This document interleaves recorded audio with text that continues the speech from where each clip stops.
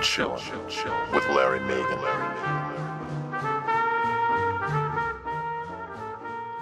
Well, good Thursday evening to you, wherever you may be. We're chilling with Larry Megan on a Thursday night once again.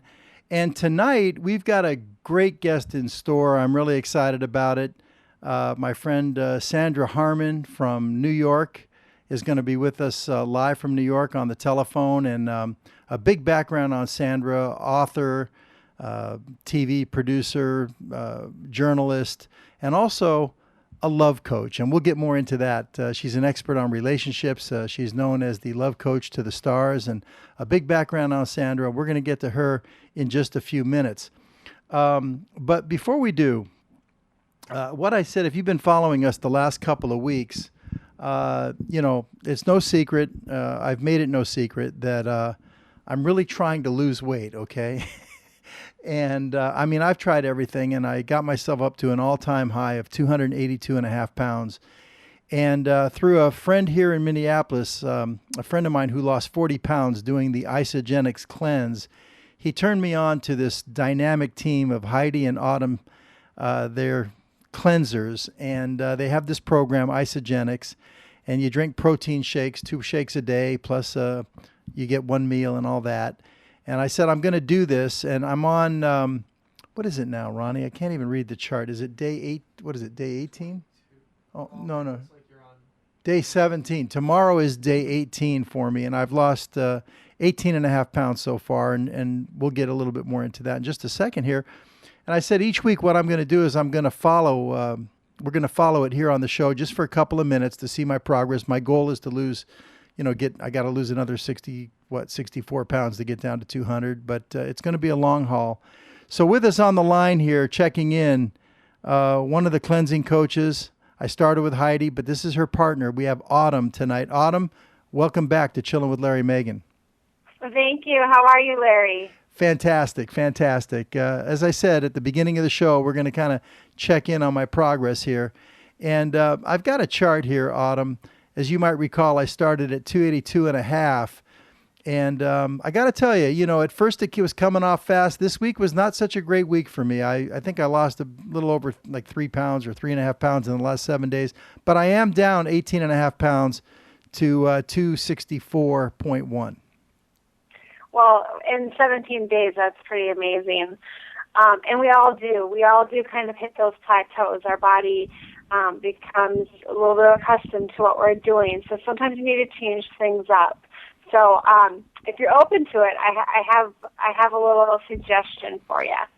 Well, before you make the suggestion, one of the things I want to tell you is that I'm doing the shakes, right? The 2 shakes right. twice a day, and what I've been doing is I've been actually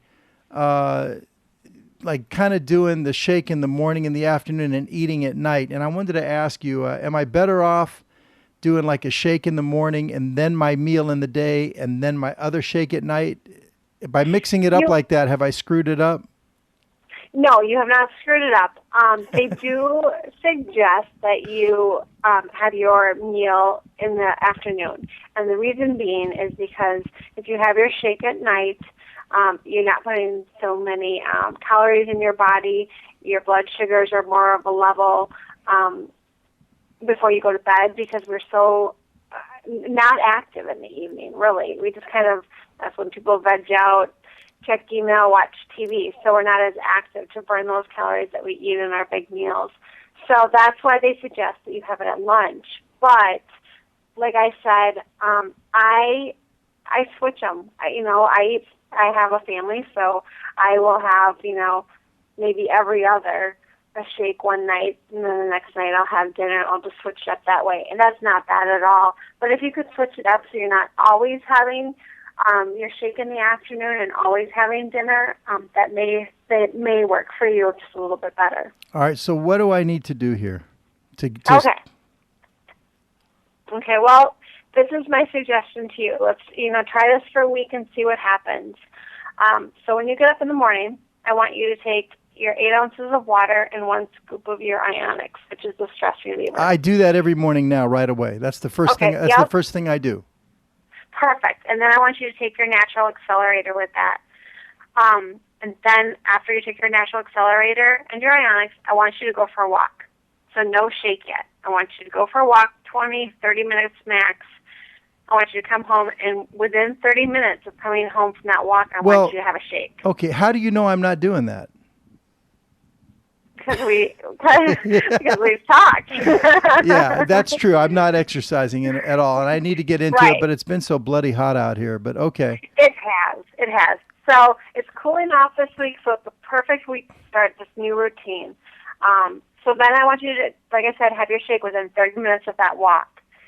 Then you're going to have a snack, and then you're going to have lunch. So you separate every 2 hours. I want you eating. Okay. So then you're going to have a regular lunch. And like I said, switch that every other day if you want. You can have a shake one day and then lunch, regular meal the next day. Okay. Try switching it up. And then you're going to have another snack, and I want you to have dinner as a shake. Okay. After you have your shake or your dinner, depending on what you're doing that day, I want you to go for another walk. 20 minutes, 30 minutes max, but no later than 8:30 p.m. Okay. Because I don't want you getting your blood rushing. Exercising can sometimes keep you awake at night. All right. So you want me to add in 2 20-minute walks a day, and you're telling me to take my walk in the morning before I drink the shake, but in the evening take the walk after I drink the shake. After you drink your shake. Okay. Correct. All right. And then when you get back from that walk, I want you to drink a good 8 to 10 ounces of water. Just flush out your system. All right. And then try to get your 7 hours of sleep. All right. So we'll see if that, accelerates the path a little bit if I start walking a little bit. So I'm gonna try that. We'll check back in next week. So far I'm down 18 and a half pounds, and I got about 64 to go. Okay. Sounds good. All right. Thanks, Autumn. All right, no problem. Have a good night. Say hi to Heidi, okay? I will. Okay. Bye-bye. All right, bye-bye.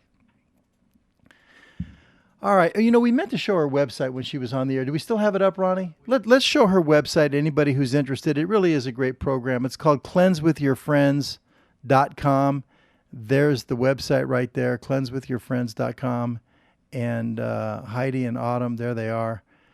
Great coaches, and we'll see if I can stick to it. I'm trying. All right, now as I mentioned, we've got a great guest tonight, Sandra Harmon. Ronnie, why don't you go ahead and see if you can get her up here?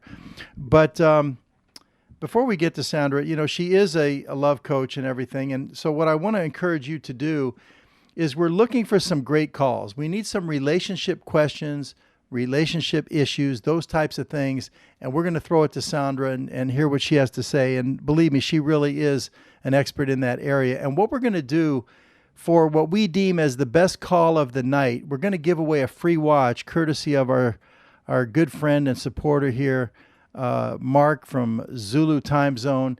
It really is a nice watch we're giving away tonight. It's this DCT chronograph watch. And as you can see here, by the way, this is a 50 millimeter case size, so it's a pretty significant size on this timepiece right here. It's got the silicone strap. It's a Citizen Miota chronograph movement, guys.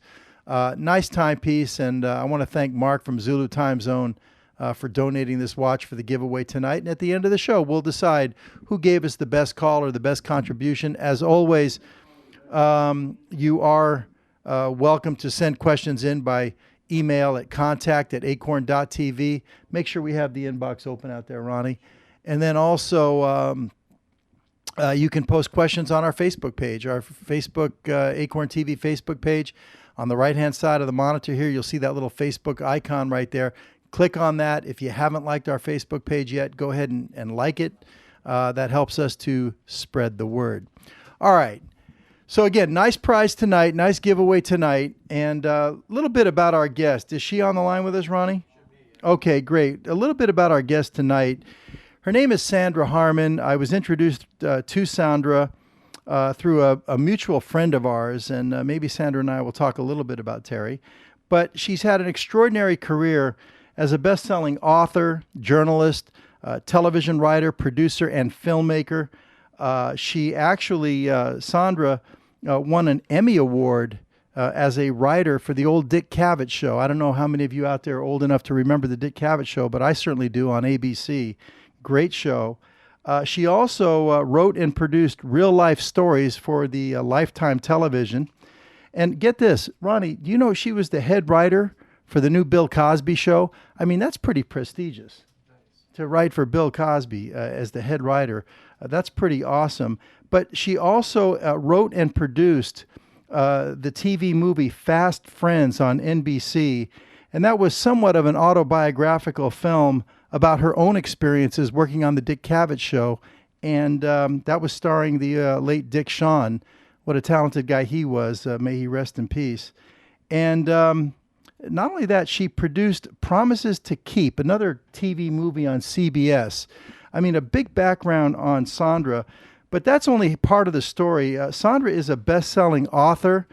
She wrote a critically acclaimed book called A Girl Like Me. I think that was back in the 1970s. Maybe some of you remember that. But she's really known best for co-authoring the best-selling book Elvis and Me with Priscilla Presley. That was #1 on the New York Times best-selling list for more than 50 weeks. And later it went on to become a TV movie miniseries. And then from the miniseries, it actually brought the book back to popularity again and once again placed the book on the best-selling list. Just absolutely incredible. Now, Sandra's latest book release, though, was in 2010, and it's a true story called Mafia Son, The Scarpa Mob Family, the FBI, and a Story of Betrayal. A little bit of a departure for her. We'll talk to her about that, how she got into that. But where she's at now, very popular and highly acclaimed love, dating, sex, and relationship coach. Since the overwhelming success of her two best-selling books, the groundbreaking Getting to I Do, which basically teaches women how to find the right man and begin a healthy sexual relationship and get engaged by the end of the first year. Now that's a trick. And also her follow-up book, Staying Married and Loving It. Sandra is known as the love coach to the stars. Many of her clients are celebrities and studio power brokers, and they all swear by her. So, Sandra, it's an honor to have you here. Welcome to the show. I've done all these things, and I've been so successful. It's too bad I'm not. Well, I'm sorry, I missed what you said there. I said I must be very rich because I've done all these wonderful things, and I'm so successful. I must be living in a palace. Well, now you can really complete your resume because you've been on the Chillin' with Larry Megan show. I get it. I like it. I've been listening to your weight loss. I think it's fabulous, 18 pounds. You don't think it's fast enough, but my goodness, 18 pounds is incredible. Congratulations. All right. Thank you so much, Sandra. I appreciate it. But, I'm pretty hard on myself. I'm kind of a perfectionist, and I'm just not happy yet. So we'll see. I know, but you've done well, very well. Well, as I mentioned briefly, before we get into some of the really good stuff here, you and I were introduced through an old mutual friend of mine, Terry Herzog. Have you seen him lately? I saw him the other day, and he wanted me to tell you that he's working night and day. I'm sure you know he is, and he'll be in touch with you very, very soon. Really? He wanted me to send his best, yeah. Oh, that's nice. That's nice. Because I told him I was going to be on your show, and he was delighted. And so he just wanted me to, say hello to you from him and tell you that he was going to be in touch with you soon. Well, that's good because I need friends like Terry. At one time, not that he's not, where he was, but the fact is, at one time, Terry was a big heavyweight guy. Yes. You know that. I mean, he was on top of the finance world, and now, he's fighting his way back up to the top again, I think. So, but so smart. Yeah. He's so smart when it comes to finance and working and deals. Because he tells it to me. I learned from him. Well, so I agree with you. Yeah, the funny thing about that, Sandra, maybe you have the same thing with him. You talk about how smart he is when he tells it to you and everything. I always thought it was, and I was going out with Terry, and is he still with Gloria? Yes. Okay. I was going out with Terry and his girlfriend, Gloria, like once a week. It would be like Saturday nights. And that was with my ex-girlfriend. And we're still friends, okay? Your old girlfriend. Yeah. But anyway, my former girlfriend, we're still friends. And we would go out. She's the Italian girl from Staten Island. You know what they're like. But anyway. Yeah. But anyway, we'd go out like every Saturday night, and to restaurants and everything. And, you know how Terry is. He's so great at telling stories and everything. And Terry and I basically don't drink. You know, I don't drink. He doesn't. Not that we can't drink, but I mean, it's just, you know, we don't really do that. But the girls did. And so they'd be in there, you know, ordering wine and drinks, and we'd walk outside and Terry'd be smoking his cigar and telling stories. And, you know, we each had just a small dinner and an iced tea, and the bill came and it was like $300, you know, is because the girl, because the girls are in there drinking and everything, you know. But anyway, we had a great time and spent a number of years. He did become my best friend there in New York. But what I was getting at is when Terry would tell you what he does, you know, he calls himself a financial engineer, right? When he would tell you what he does, I would be nodding my head up and down and kind of understanding it, you know, as he's telling me. But as soon as we walk away, I couldn't repeat that to somebody else, what he does. I understand what you're saying, because it's very intricate. I mean, I don't know if your listeners are interested in this, but it is. He creates deals, or he makes them work very intricately. He puts all the pieces together, and his brain does that. That's very rare. Yeah, I don't know anybody else. It's like on the highest level of the financial world. It's quite amazing stuff. Well, anyway, I'm glad to hear he's doing well, and you know, I'm glad to hear he wants to get in touch with me, because he does. I'm easy to find. Okay. All right. Well, listen. As I said, you know, just a huge background on you, Sandra. And trying to figure out where to start. You know, as I'm going through, we don't have to go through chronologically everything. Of course, it's too much. I do want to get to the relationship coaching stuff. It took too long. It took too long to I get know, here. but I am curious. You know, where did it all start? This girl, I think A Girl Like Me was your first project or your first book, or kind of put you on the map, didn't it? Yes, it's because my first job after I was divorced from Larry Harmon, Bozo the Clown, you know, so I was married to a man who owned the rights and the likeness, and he was Bozo the Clown. So that was a very unusual relationship. Like, I'm a girl from Brooklyn who married a TV's most famous clown. Moved to California, lived in New York, but when I came back, when I divorced him, I didn't want to take a lot of money. Don't ask me why. I didn't want to take anything. That was my emancipation. And so I took a job as a secretary on the Dick Cavett Show. And while I was working there, I moved up very quickly from a secretary to a writer, because my aspirations were writing. And I said, could I be near the writers? So I became a secretary of the writers, then the assistant to the writers, and then a woman who became my mentor, Deanne Barkley, gave me the opportunity to get a writer's credit and writer's money and do writer's work. And from then on, I was a writer on the Dick Cavett Show, which was fine for a couple of years, but then I wanted to write a book. So I began to write at night after work, and one day it was sold, and so I quit the show and moved to California to write the book. And that was A Girl Like Me. Okay, fantastic. And so, in essence, A Girl Like Me is about your position there with ABC and on the Dick Cavett Show? No, My Girl Like Me was my life story from when I was a little girl in Brooklyn and all my different things. It was an early autobiography. Okay. Well, very good. I didn't know what to write about, so I wrote about myself. All right, very good. And you know, I noticed you wrote another book, which I didn't really mention in here, but as long as you brought up Larry Harmon, also known as Bozo the Clown, you know, you wrote another book, Sleeping with Bozo and Other Clowns. No, I'm writing that right now. Oh, you're writing that one now? Okay. Right, Sleeping with Bozo and Other Clowns, coming of age in the sexual revolution. I see. So a lot of ladies, you know, they say I married a clown, or I slept with a clown, or whatever. In your case, you really meant it. That's right. I married a clown, and I slept with a clown. And I used to ride in the back of parades with a clown. Okay. Mrs. Clown, Mrs. All right. Bozo, they call me. Well, I'm sure that you know, he probably kept you laughing, huh? Was he from New York also? No, he was from Illinois, I think. Okay. He didn't keep me laughing. Not at all. I left. Yeah, I kind of saw some of the things online a little bit. We won't go into that now. We'll wait till the book comes out, okay? Right. All right, but no. Well, the reason you saw it online is because he posthumously had a book release. He died. He died a few years ago. And when I went to the library, or when I went to the bookstore and looked at it, I looked through it, it was full of so many lies. It was like a lie book.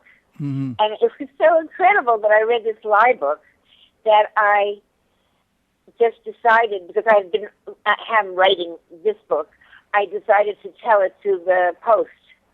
And so that's where you started to read the story. And then it went viral.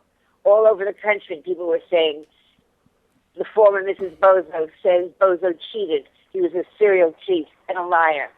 So I didn't expect that to happen, but I'm quite happy it did. Well, interestingly, I noticed that you still, you've been married since Larry Harmon, right? No, I've never been married again. Okay, so that's why you still carry the name Harmon. Yes, that's right. Okay, very good. All right, so the Dick Cavett experience. Now, what came first? Was it Elvis and Me, or was it the movie Fast Friends? Fast Friends came first. And that was somewhat autobiographical as well. Yes, that's right. And it was that's what the one that starred Dick Shawn, but also David Letterman. That was his first appearance, and I actually discovered him because it was the movie was about a talk show host, Dick Shawn, who self-destructs on stage and is replaced by a new young comedian who turns out to be the next talk show host. So I hired and cast David Letterman, who had never done anything. He was from comedy clubs in Los Angeles. And his managers sent me his tape. And I thought, perfect guy to play the role of a young talk show host. And he did, and he did. And that's David Letterman. Have you ever been on the Letterman show? No. I wanted to, but I wanted to come with that film and say, remember when you had all this curly hair and you were so cute? Because he was really adorable. Now he's sort of a little sterner looking. Yeah, but he must remember you. Yes, he does. I'm friendly with his writers, so we talk through them. I think we should be seeing you on the Letterman show pretty soon. You think I should try to get on and bring that film? Why not? I think it'd be great. It would be funny. And he does a monologue on it. He comes out as a young talk show host and does a monologue that he and I wrote in my apartment one night. Wow. So, you're right. All right. So, still, without going into each and everything, the two things I have to ask about is the new Bill Cosby show. I think that's just an amazing thing. The head writer for the new Bill Cosby show, that's pretty amazing. But this Elvis and Me, what a big project that was. That's huge. Well, it wasn't huge when I got it. It was, at the time, it just was a period in time that nobody cared about Elvis. And my agent at William Morris had another client named Priscilla Presley. And she wanted to write a book, and they were looking for a writer. And I had written A Girl Like Me, which was the story of a young woman from Brooklyn who, went up in show business. And Priscilla Presley was a young woman from Brooklyn who went up and married Elvis in show business. So she was touched and moved by my book. And so we got together. And really, nobody thought it was going to be an unbelievable hit that it was. Luckily, I was well paid. It sold 1 million in hardcover and I think 3 million in paperback. It was the highest rated miniseries of the decade. It was just a giant success. All of a sudden, Elvis came back, and they cared about Elvis, and they cared about Priscilla, and the book just was a giant success. But nobody expected it. I certainly would have asked for more money if I knew. Yeah. Now, when it went to the TV movie miniseries, were you involved in that as well? No, they just paid me, a piece. All right. To get the. Yeah. All right. Well, we've got our first caller on the line, and it's a video Skype, and it's our good friend Mark Goldberg. Mark, come on in. Welcome to the show. Hi, Larry. Good to see you, Mark. Now, Barbie, are you watching this? Sandra, are you watching this as we go? No, I was, but then I could hear the sound, and I couldn't turn it off, so. Okay. I could still go back. Well, our good friend, that's okay. Our good friend Mark Goldberg is on the line with us, and Mark, thanks for getting dressed up for the show. You went. Is he wearing his underwear? I can't see it. Just about, Sandra. He's wearing. It looks like scrubs. It was one of those days. Sandra, I do apologize. I was trying to get over to your place yesterday, set up Skype, but the schedule was just totally couldn't make it. But I've read so much about you, and one of my daughters, who also writes, was hoping that I would go there. She just wanted the ability to meet you because she just followed you all along. So I'm not going to talk about love life or any of that, although I am married 32 years. But I just want to let you know that even my 22-year-old knows everything about you. Really? Yep. That's amazing. Yeah. For those that are watching the show right now, we have a nice little audience going right now. Mark was going to help us out. He lives in Queens, and Barbie's in Manhattan. I keep saying Barbie. Sandy. You know why I keep calling you Barbie? Because we have a regular. I once looked like a Barbie doll? No, Sandy. We actually have a correspondent with Acorn TV. Her name is Barbie Rosine, and Barbie's on the Upper West Side, and she will come in and do our classic film zone. She's not with us tonight. We had her last week. She sings for the Harry James Orchestra. So she's doing she's doing a gig tonight. But, I'm so used to having Barbie from New York in the show. So I keep calling you Barbie, and I apologize for that. You can call me anything. And now I'm looking at the two of you. So I see you, Mark, looking cute, and I see you, Larry, looking cute. Yeah, so anyway, Mark was going to go over there and try and get Sandy hooked up with video Skype so we could have had a live shot of Sandy on the show tonight, but it just didn't quite work out. But this is a beautiful picture anyway. So, Mark, do you have anything at all here for Sandra? I just, in the past 2 days since you mentioned, I was doing all the background checks and just totally impressed. And I really, to be honest, never heard of you prior to Larry mentioning it. But when I told my daughters, they just went crazy. And so I did a lot of studying, and you've had a wonderful life, and you did it on your own and without the help of Bozo. And congratulations. Thank you. I appreciate every single word you said about your daughters and, and your appreciation. Thanks, Mark. And I would have loved to have met you to come over and Skype me. I'm sorry we missed each other. It would have been my honor, and if you have the opportunity again, hopefully my schedule permits, I would love. I mean, I even had the directions. I knew how to go, the whole routine, but unfortunately I had to be in southern Jersey, and there was just no way to get there. Right, of course. And I would have had to wear makeup, so I think it worked out. Yeah. And you know something else, Sandy? Mark is really good with video conferencing and Skyping and all that stuff because Mark runs a few different corporations, and he's basically he's international. His big business, he basically digs for buried treasure off the the coast of the Caribbean, or the where is it, Mark? Yeah, it's off the Dominican, but Larry, since then I've formed a new company where we actually generate water out of air, and the company has just exploded in the past 4 months. That's great, Mark. Wow. They have divers that dive down for buried treasure off the coast of the Dominican, and he's constantly doing video conference calls all day long. So he would have been the perfect guy to come up and set you up with a video Skype. Yes. Absolutely. Yeah. I'm sorry we missed each other. I hope maybe we'll do something together again. Yeah. Thanks, Mark. No problem. Enjoy the rest of the evening, and you got a great host to take you through the whole evening there. Thank you so much, Mark. I appreciate it. Okay. All right, Send my love to your daughters, please. Okay. I'm sure he got that. All right. Sweet. Yeah, and I kind of had reached out to Mark first before I wanted to even throw the possibility to you to see if he was available, and he said he thought he could do it on Wednesday night. Anyway, you know what happened. All right, we couldn't put it together, but that's okay. All right, now, I don't really think unless you really want to get into it, but I do want to mention it because it seems to be a hot topic. But this book, The Mafia Son. Yes. It seems like quite a departure from almost everything else that you've ever done. How did this come about? Well, I had no interest in it. I had no interest in the mafia. Never have. I'm not interested in this kind of crime or gangsters. But about 10 years ago, someone on, I think it was America's Most Wanted, a man who was a musician but held the boom mic, and I knew him, called me and said, there's a woman that was on the show that you might be interested in.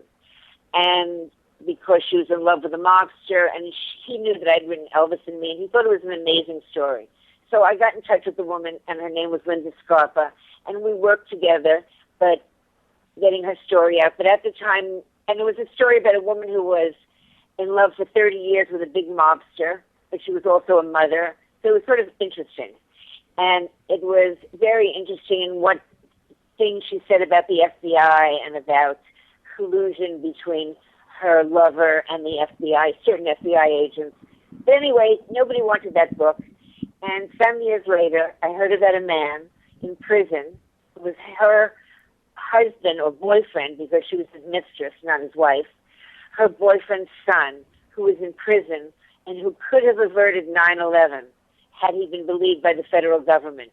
But because he was a mafia capo and they were more interested in getting guys up on RICO charges than terrorists, because it was before 9/11, they didn't really care what he had to say, but he had information that could have stopped 9/11, and he gave it to the government, and they laughed at him, and it was detailed bombs and plans and everything, and they told the jury, because he had a trial, that he was a faker and a liar, and he was just scamming everybody to get a downward sentence, and they put him away for 40 years to life, where he remains in the most difficult prison in the country, in Florence, Colorado, where he's in isolation for 23 hours a day. So I heard the story, and I checked it out. Someone I knew went to the prison and smuggled out the documents, the FBI 302s, that showed that he did do these things. Mm-hmm. That's government information that the FBI does. After they get an informant's information, they turn it into 302s. So I had years of 302s, and I saw that what he did, he was right. He gave the information that could have possibly averted 9/11. At least it would have given the government the awareness that it was coming. And the government didn't care, and they threw him into prison, and they all wanted to take care of, you should pardon the expression, their behinds. So once it happened, nobody copped to it. And so when I understood the story, I tried to get him a pro bono lawyer, but nobody was interested. And it took me about a year of trying and not being successful, and I decided to write the book. And that was a long way. Yeah, it's a long story, I know. And, I was doing my best to research it myself. And I don't know if you were able to see those pictures, but the last one there with the gentleman with the shirt off, that was Greg Scarpa Jr., the one that you befriended in prison, and that's him in his cell, is it not? Yes, he was able to get that picture because there was some kind of a raffle or something that the guards were having, and the person who won that, like a cockamamie raffle, won a picture of themselves. Wow. So that was his picture, and he sent it to me so I could use it to show people what he looked like now. Yeah, and the interesting part of it, well, there's a few interesting things in the story. Of course, obviously what you mentioned with, he was, I guess, cellmates with this terrorist, Youssef, where he got the information for the FBI. In the next cell. In the next cell, right, where he was able to get this information for the FBI about the terrorist plot. But that's one part of it. The other interesting part is the story of betrayal. He basically pled guilty to take the place of his father, thinking he was only going to be in for 2 years, and he was kind of tricked by his father, and he's serving a life sentence. His father was a psychopathic killer. He killed more than 50 people. He was a mafia, not a kingpin, because he wasn't even a capo, but he had his own crew, and he worked for the mafia, and then he betrayed everybody he knew in the mafia and gave the information to the FBI. And so he had a handler, and he would just meet this handler in secret places, and he'd give him money, because he wasn't just a handler. He was a handler he was paying off in sums and jewelry, and the handler would help him kill the people he needed to kill, and he would help the handler, the FBI, put away the the people that they wanted, or that Scarpa, the father, didn't want around anymore, so he gave them up. And so he worked all his life for both the Mafia and the FBI, and his son, who was junior, saw him as those two things, Elliot Ness on one hand and a bad guy on the other. But he knew, and in his heart, he wanted to be like his father. He was junior. Mm-hmm. So he wanted to be Elliot Ness, too. And he trusted his father. He loved his father, even though he knew his father would kill him, would kill anybody. Greg Scarpa Sr. He used to say, "I'm sorry I killed him. I'd like to bring him up and do it again." He was so happy when he murdered people. And I remember one of the children, Greg's brother, remembers when he was a little boy, and his father showed him how he kills him, one behind the ear. So it's a family steeped in both luxury and violence. And Greg wanted to follow in his father's footsteps. And Did we lose her, Ronnie? Yeah.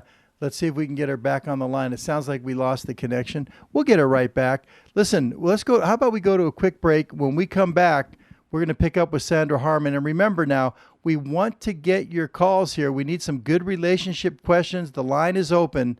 You see the number right there on your screen, right below the player here, the 310 number. Give us a call. Let's get you in with Sandra. We'll get Sandra back. Don't go away. We'll be right back. Chill with Larry Megan.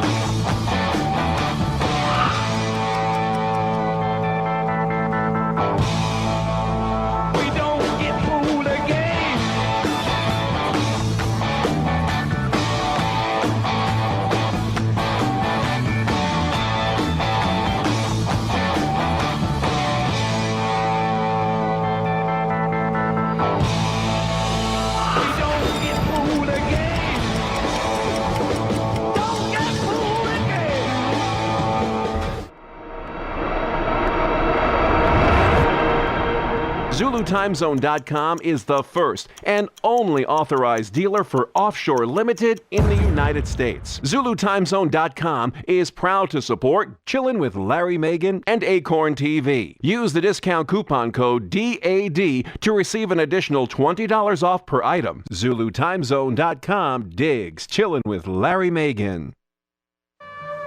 Chill with Larry Megan.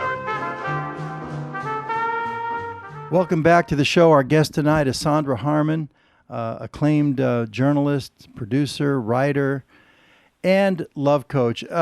Before we left the break, Sandra, you were telling us all about Mafia Son. I would encourage anybody out there who's into these kinds of things, these mafia books and everything. It's a great read. Pick it up out there, Mafia Son. And is that something you're going to kind of repeat now? You're going to kind of stay in that line, or are you done with that? Sandra, are you there? If you are satisfied with your message. All right, we lost her again. Let's see if we can get her back, Ronnie. We're gonna try and get Sandra on the line here. And again, while we're getting her on the line, let me restate the fact that for the best call of the night, we're going to give away a free watch. It's going to be the DCT chronograph timepiece. It's from ZuluTimeZone.com. Our good friend Mark Lister has donated that watch. So let's get some good calls in here. And again, we're looking for relationship type of questions, issues, anything like that. Sandra has got quite the experience in that area. And best question of the night, best call of the night, we're going to give that watch away. All right, Ronnie, how we doing? Sandra, you with us? We can't get her back on the line, huh?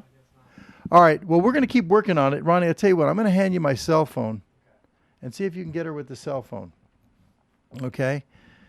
Maybe her phone went dead. You know, it could be that her phone went dead. So we'll have to give her a chance to plug it in.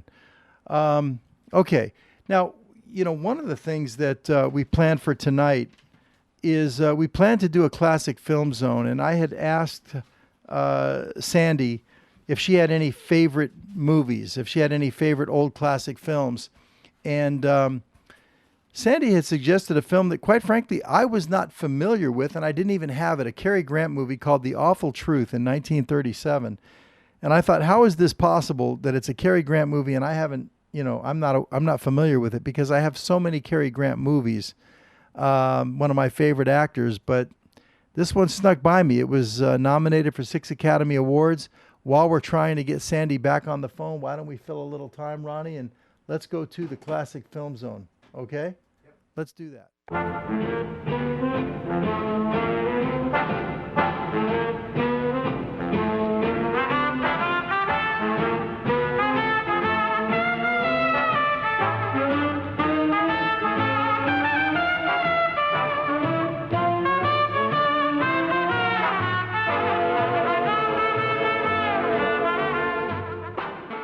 Well, tonight in the Classic Film Zone, we're going to feature a movie that was suggested to me by Sandy Harmon, The Awful Truth. She said it was her favorite movie, and quite frankly, it was a movie I was not familiar with, and a Cary Grant movie co-starring Irene Dunne from 1937, and it was nominated for 6 Academy Awards.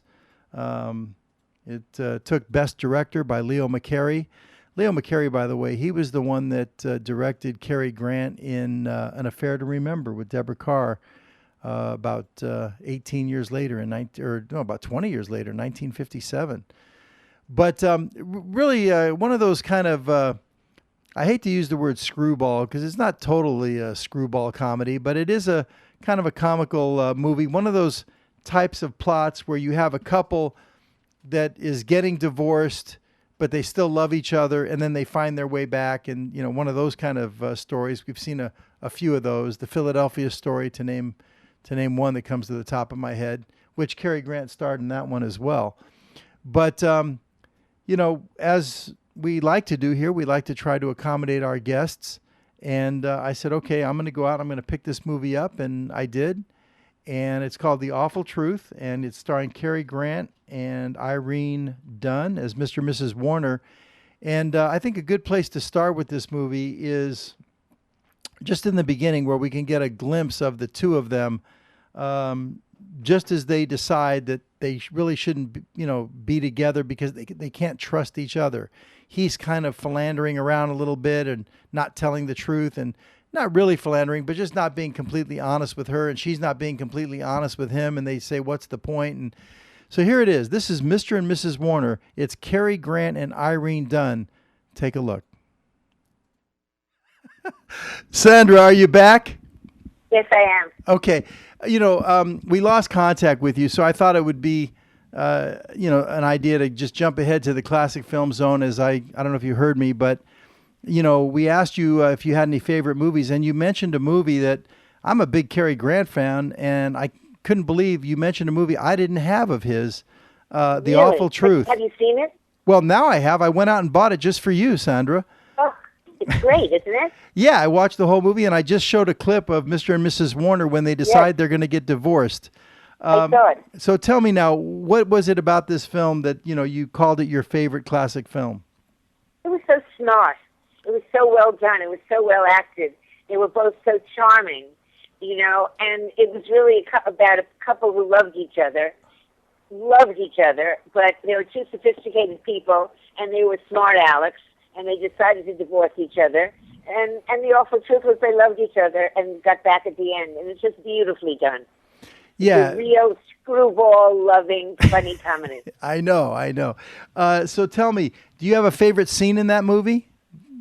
I don't remember. It's been a long time. I think it might be when the door opens, and they make it open so they could find each other. They're both in separate bedrooms. Yeah, that's at the end. That's their kind of reconciliation at the end. Yeah. So we'll definitely be sure to show that one. But and we are going to get to. I want to talk to you about your relationship books, of course. Right. But I want to show this next scene too, because it's a very short clip. It's actually, it's about 3 minutes, but it's their time in divorce court. And what's hysterical is when they fight over the dog. Do you recall? Right. Oh, the dog is great. Yeah, the dog is great. Do you recognize that dog? You'd have to be No. You'd have to be a real connoisseur. That dog, they called him Mr. Smith in this movie, which was, of course, 1937. But that dog became famous as Asta in The Thin Man. Oh. Do you remember? That's right. Do you remember I do. Yes, and it's the same Quite dog. a dog. Let's check it out, Ronnie. The Divorce. I hope you can see this, Sandy. Check it out. I can. Cary Grant. So funny. But when will you know? You know who Irene Dunne reminds me of? Who? Did you ever see Myrna Loy? Yes. I agree. That very sophisticated humor kind of thing. Oh, they were wonderful. That was a wonderful scene. Yeah, the dog is hysterical. Well, let's talk a little bit about, these two books that I assume these books are what put you on the path of being this, relationship coach, this love coach is, the two books, of course, was, what was it? Getting to I Do. Getting to I Do. Staying married and loving it. Right. So let's hear a little bit about that. What prompted you to write what inspired you to write Getting to I Do? Well, I think it is an interesting story. I was in a relationship with a sculptor in California, and the relationship wasn't working. I was going crazy, going mad, because I never understood how we would be happy, and then all of a sudden we'd have these fights, and we would break up and get back. And a friend of mine told me about a seminar that was held in a church in Westwood in California, and it was held by a woman who was Dr. Pat Allen, who was preaching or teaching something that I hadn't heard before, which is that, and I was an ardent feminist. I came out traditional, and then the women's lib came, and I became very liberated, although I was still very female. I don't know what I was doing. But I think it's the truth, she had a philosophy that she then taught me, and we worked together on after a while, about that you have to choose, especially since women's revolution, the sexual revolution, and women's liberation. You have to choose now to be either female or male, but not both in a relationship. Although we both are. We're all ambisexual. We all have male and we all have female in us. In the old days, we had to sort of act more female no matter how we felt if we were girls. And the guys, no matter how they felt, had to act male. And that was how it was, or you would be called, something or other. So a lot of what we felt inside was hidden. But the women's liberation brought everything out. And so women became very masculine, and men became very feminine. And relationships went to hell because nobody knew what they were. The women wanted and demanded and yelled at, and the men maybe didn't want to have to work as hard or do the things that they had to do in the old days. And so relationships began to fall apart. So this book and this teaching is about choosing, even though you feel both things, both male and female, choosing to be one or the other in a relationship, but not both, at least until you've bonded and you can really maybe make some changes. But there has to be one male and one female, regardless of genitals, regardless of real gender in each relationship. So you can have a strong masculine woman with a more gentle, passive man, but you can't have a strong, aggressive woman with a strong, aggressive man because they'll fight. And if you have two kind of, more feminine creatures, male and female, nobody will get the job done. So this book, Getting to I Do, is about how to choose to be male or female, find a significant other, an opposite, not put a man down if he's a gentleman, because you want a strong man, then find a strong man and you better be a gentle woman. And it's how to find another, act in a relationship, make sure you're protected. It's mostly for women, don't have sex too soon, no sex without commitment, and other things on the way to a one-year relationship, which should bring marriage at the end. So what was the situation with you and the sculptor? You were both the male, or you were both the female? We were both whatever we wanted to be at whatever time. That's what happens to people who are both sensitive we're both artists, and we were both strong. So he was strong when he wanted to be, and I was strong when I wanted to be, and we'd fight. And when I first came to see Pan Allen, she would ask the question, would you rather be respected or cherished in a relationship? Well, I didn't know. I wanted everything. I want you to respect me, and I want you to cherish me. I want you to listen to when I speak, but then I want you to baby me and take me out and give me stuff. So where do I put the guy then? If I want to be the tough, strong woman, and I then want to be the nice little sweetie girl, and if he does the same things, that nothing works out. Now, in fact, with this man, I learned that he was cheating on me, and he would have a fight with me in order to go with the cheating lady. That's what I learned later on. But that's what brought me to Pat's seminars. And when I first heard it, the first day I went there and I heard her say, raise your hand if you want to be cherished. I'd raise my hand. Raise your hand if you want to be respected. I'd raise my hand. And she'd say, well, then you can't have a guy because you want everything. Mm-hmm. And so I began to learn about it, take therapy with her, work with patients or clients, they call them, with her, and create something that then became this very special, interesting book called Getting to I Do, teaching women and taught women the whole concept of being more feminine if that's how they want to be. If they want to be the female in the relationship, you're going to have to understand that you're going to respect your guy and you're going to want him to cherish you because that's what works. And so that's the basis of both books. The same thing in a marriage. You have to choose to be male or female. You bond. If you get married, you can change your roles in different things. For instance, if the man usually is the one who initiates sex in a relationship and the woman wants to initiate sex, she can't just do it because he won't like it in bed. He may like it, but it'll mess up what they usually do. So she has to say, some way of saying, this is what I'd like, how do you feel about it? And they have to negotiate the changes. Ah, okay. So you can both play both sides as long as you negotiate when and where. Yes, that's right. You can't just bring it on your mate and expect them to be whatever you want them to be at that moment. You can't jump in bed and start crying, and then he jumps in bed and starts crying. Then you look around, what are you going to do? Who's going to comfort you?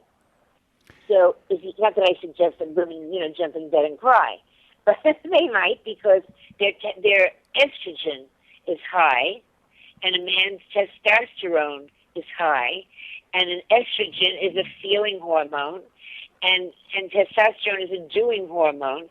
So women tend to be more emotional until they reach middle age, and then it changes. Mm-hmm. And men lose some testosterone, and they become a bit more, they smell the roses, so to speak, where they should, and they're less interested in conquering the world. And women have now done their babies and their, estrogen, and they're interested often in going out and fighting the dragons that the men used to fight. Right. So okay. So you wrote this book, and I guess it was wildly successful. I mean, people were calling it groundbreaking. Yes, it was, because nobody had really put it that way so that people could create a successful relationship. And women mostly had become so ballsy, so tough, that men were afraid of them and didn't know how to be with them and didn't know where to go with it. So a lot of relationships were breaking up for that reason. Or men thought, they can have women take care of them. But people weren't getting their opposites. They were just, flailing around, being male, being female.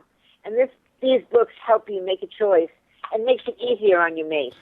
Women, don't scream at your guy. Tell him how you feel. Right. So this book led to the follow-up book about staying married and loving it. And then I guess it's from there that you became the love coach and you started getting private clients. Is that how that worked out? Sort of around there. I mean, I was interested in those subjects and did that kind of work informally before then. I was always interested in psychology and relationships because of the lack of the dysfunction of my own family. I was always trying to figure out how to make it work.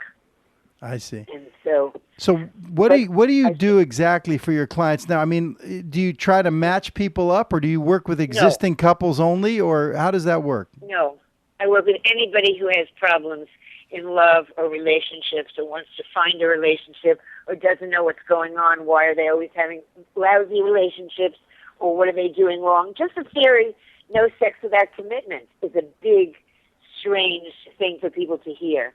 What do you mean, no sex without commitment? Why is a man going to stay with me if I don't have sex with him? That's what girls are afraid of. Women are afraid.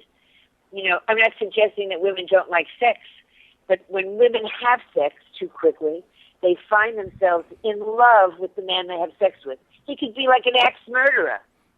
But, you know, if you have, like, good sex, all of a sudden you wake up in the morning and you're making hearts and flowers and wedding bells.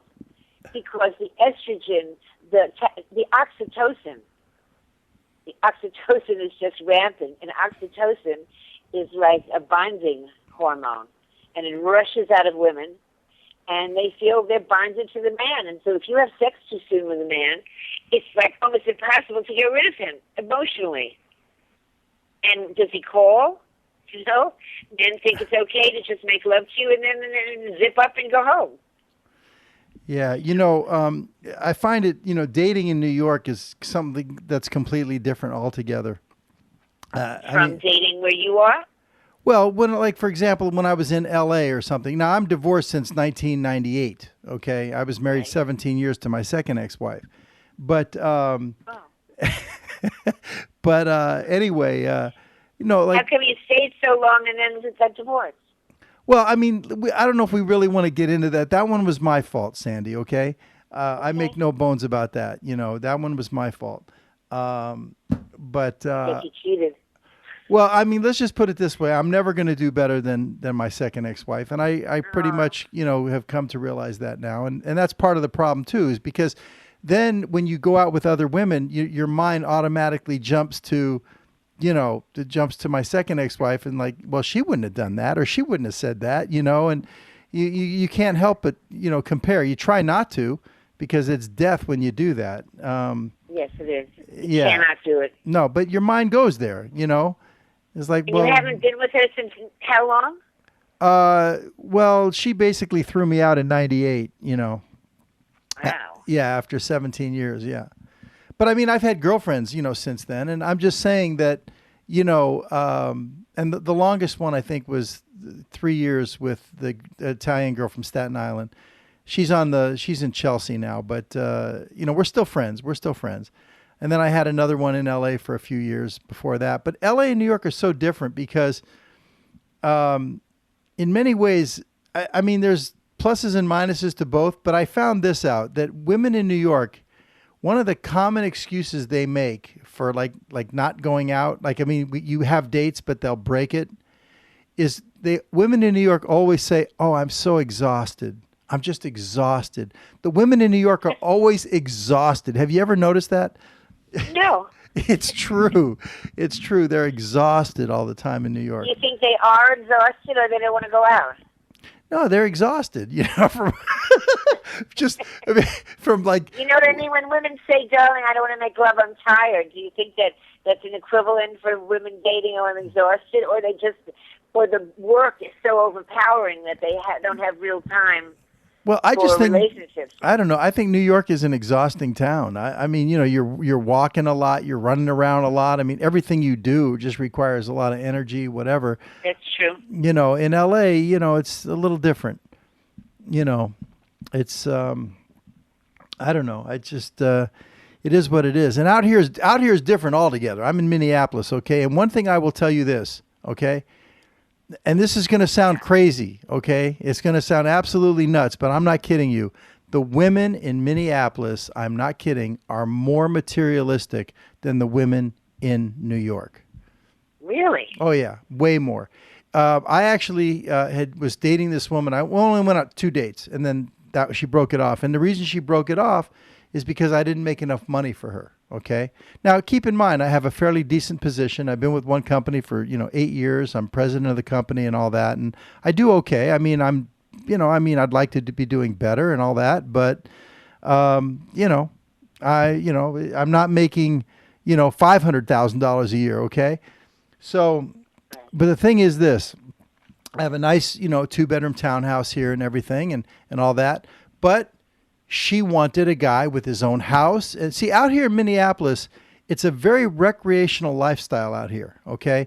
And so everybody has their boats and their SUVs and their jet skis. And I mean, everybody, that's kind of how it is. So the women out here, they kind of want to find a guy with a house that has boats and cars and jet skis and SUVs and all that kind of stuff. In New York, you have women that share apartments. I mean, you know how it is out there. I mean, come on. And you're taking the trains. And I mean, you're just, let's go to a nice place for dinner and let's have, some cocktails or whatever. They're much more appreciative. They're more real. Okay. Out here, they want money. I'm telling you right now. Now, maybe perhaps my problem was, and I will put some of it on myself. And after that chick, blew me off because I wasn't making her ex-husband made $500,000 a year. So after she blew me off for that, and I really like that one, by the way. After she blew me, she's doing the same thing you're doing. She's trying to get the next guy to live up to her ex-husband, and you're trying to get the next woman to live up to your ex-wife. Yeah, but I'm not. They don't. I don't put a money price on it. No, but you have different criterion. But she has money. Well, all I can tell you was I thought she looked pretty good, and I thought, but here, this might have been my mistake. All right, what I did was, a friend of mine had said, "Oh, go on Match.com. Go on Match.com." I was still somewhat new out here. This was last summer, a whole year ago, and so I figured, all right, let me try this. And I went on Match.com, and they give you one line, and I know one of your expertises is online dating, right? Yes. I know you specialize in online dating. Okay, one of your so anyway, you get like a one-line header, and then you write something about yourself. So the one-line header, I put "nice Jewish boy from the Valley," okay? Because in Los Angeles, where I'm really from, I spent 8 years or 7 years in New York before here, but I grew up my whole life in L.A. In L.A., the Jewish mothers would say, "Why can't you find a nice Jewish boy from the Valley?" Right? And I'm one of those guys, and that's me. So I put "nice Jewish boy from the Valley." Well, I'm telling you, I'm not kidding you, Sandy. I had so many responses, and people. I mean, I literally made 5 dates in 5 days, and then I pulled it. I pulled it down because after you start getting confused, there's so many. I must have had every Jewish woman in Minneapolis that sent me a thing or a email or message or whatever, and so I made 5 dates in 5 days. And there was the fourth one that was the one that I really liked. And we went out on a second date. And then she started asking me all these questions on the second date about, money and what do you make and, all this kind of stuff. And the way I look at it is, when you're first brand new with someone, there's no need to lie. I mean, there's no need to paint a picture. I mean, I could have probably, made up stuff and whatever to impress her. But why? What's the point? Right? You would have lost you on the third date. Yeah, exactly. So I just, said it like it was. And then after that, she said, "Well, I really don't have time." I said, "What?" I mean, we were really, connecting big time on that second one. Trust me. And she said, "Well, the truth is, I really am looking somebody that's, a little more grounded." I said, "Well, I'm pretty grounded." She says, "No, but somebody who we can do traveling around the world and we can do this and that." Blah, blah, blah. So it came down to I didn't make enough money. I was so discouraged after that. I literally took my thing completely off. I canceled my account, and that was it. Honestly, I said, "You know what? Let me just focus on business and other things." And why? Why would you do that from one woman who found you? What she didn't Because she want? was the only one of those 5 that I really dug. But that's 5. How about 25? That 25 that gets confusing. I mean, then it's now you're wasting your time. I mean, that's a lot. No? No. It's a numbers game. It is? Online dating is a numbers game. Well, it's funny you should say that because when I met the Italian girl from Staten Island, I had just moved to New York for my job. I came from LA to New York. I didn't know anybody. So I did the Yahoo Personals thing, right? And I went through 8 of them, and I never saw any one of those first 8 a second time. There was a couple that kind of wanted to, but I didn't respond to them or whatever. And when I went to the 9th one, I remember I had just I used to kind of hang out over at the Carlisle. You know the Carlisle, right? Yes. Over on, was it 77th on the east side? Mm-hmm. Yep. And so, I was kind of, because, on Friday nights they had jazz and, that kind of thing. And that's kind of what I like. I like old, style and, Bobby Short and jazz music and whatever. And I'd become friends with a trumpet player that was playing in the lounge, not in the main room. And so, we kind of were hanging out and stuff like that. And even go down to Greenwich Village on the west side. And I remember on this one Friday night, I had made this date with this Yahoo. It was like the 9th one, and I said, I'm going through with it because I had already told the girl I was going to meet her. It was on the Upper West Side, someplace, I think it was called the Clock or the West Clock or something. I can't remember. Can I ask you a question? Yeah. Of these women, the 5 and then the 9 or whatever, how many didn't like you that you didn't like, you think? Of the 9, there was 2 or 3 that liked me, that wanted it like a second time. And what I do on those dates is I always go out with the intention of no matter what, I'm going to have a good time and everything. And I don't really have, like the heart to say to someone, oh, I don't want to see you again or something like that. So I'll just be nice and everything and pay for their dinner or whatever. And, and I'll make sure I have a good time and she has a good time. But then afterwards, if she calls me and I don't really want to see her again, I just didn't respond, I mean, I know that sounds bad, but I'm just telling you like it is. But I'm sort of saying that this one woman found you what she didn't want, because we all have criteria. She wants money, and you didn't have it, so you lacked what she wanted, and so it really threw you. It did. It threw me completely, because the truth is, I want to have that kind of money too, and I'm not there yet. Right. So that's part of what threw you. It's not just that the woman rejected you. It's that she rejected you for something that you're not, and you haven't gotten there yet, and you want to be there. And it's like, somebody. Once I was rejected for Jane Fonda. Okay. Honest to God, Donald Sutherland, who I was in love with. I was in love with him. I was a kid. It was when I was on the Dick Cavett show. I was very, very pretty. I was extremely good looking. But I was a kid on the Dick Cavett show. I was Mrs. Bozo, and I was working, and I had an affair with him, and I fell in love with him, and I was just mad about him. I couldn't have wanted, a more handsome, a more kind of poetic, a more better lover, all these things for me. And he went away to do a picture, and he came back, and he told me, we met, and he said he can't make love to me. He's fallen in love with Jane Fonda. Do I have a chance at Jane Fonda? I mean, am I ever going to be Jane Fonda? Well, I mean, was it Mike Brown or was it Ted Turner? I mean, he didn't have much of a chance either. No, it's Donald Sutherland. They loved each other at the time. Yeah, it was Donald Sutherland. Okay, right. And they had an affair. He fell in love with her. You know what I'm saying? She was what he wanted at the time. I was formerly Sandra Coppleton from Brooklyn, and she was Jane Fonda, Hollywood royalty. And they were on a quest. They were liberals, fighting Vietnam. Right. I was at a talk show, falling in love with him, a girl with a pen. And so, believe me, that's what happens. We're not everybody's dream. No, listen, I hear what you're saying, Sandy, and I'm certainly not saying that, I'm never gonna date again. I'm certainly not saying that. I'm open. But I'm just simply saying that I think it's kind of important that, I go about, time is running out for me. Let's face it. I'm no spring chicken. I should really focus on making my millions. Okay. I mean, don't get me wrong. I would love to have, that life partner and everything like that. But like I said, out here, it seems like to me that, these women are really into just, they want the whole thing. They want all the money and stuff. Which is odd from a guy from Los Angeles and New York, right. to be, snubbed out here because you don't make enough money. I don't know. That was a bit of a shock.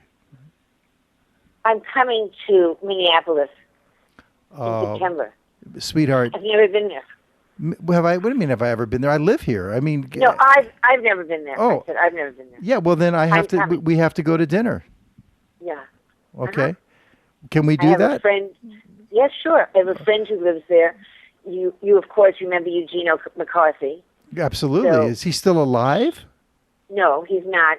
She's his niece. Oh, Her father was Eugene McCarthy's brother. okay. So the family, she's Mary Beth Yarrow because she married Peter Yarrow. Okay. Now they're divorced. It's Peter, Paul, and Mary. So I'm going to go to Minneapolis and meet with her mother, who's 92 and who's somewhat blind. And I'm going to try to get her mother's life story down for the family. That'd be So awesome.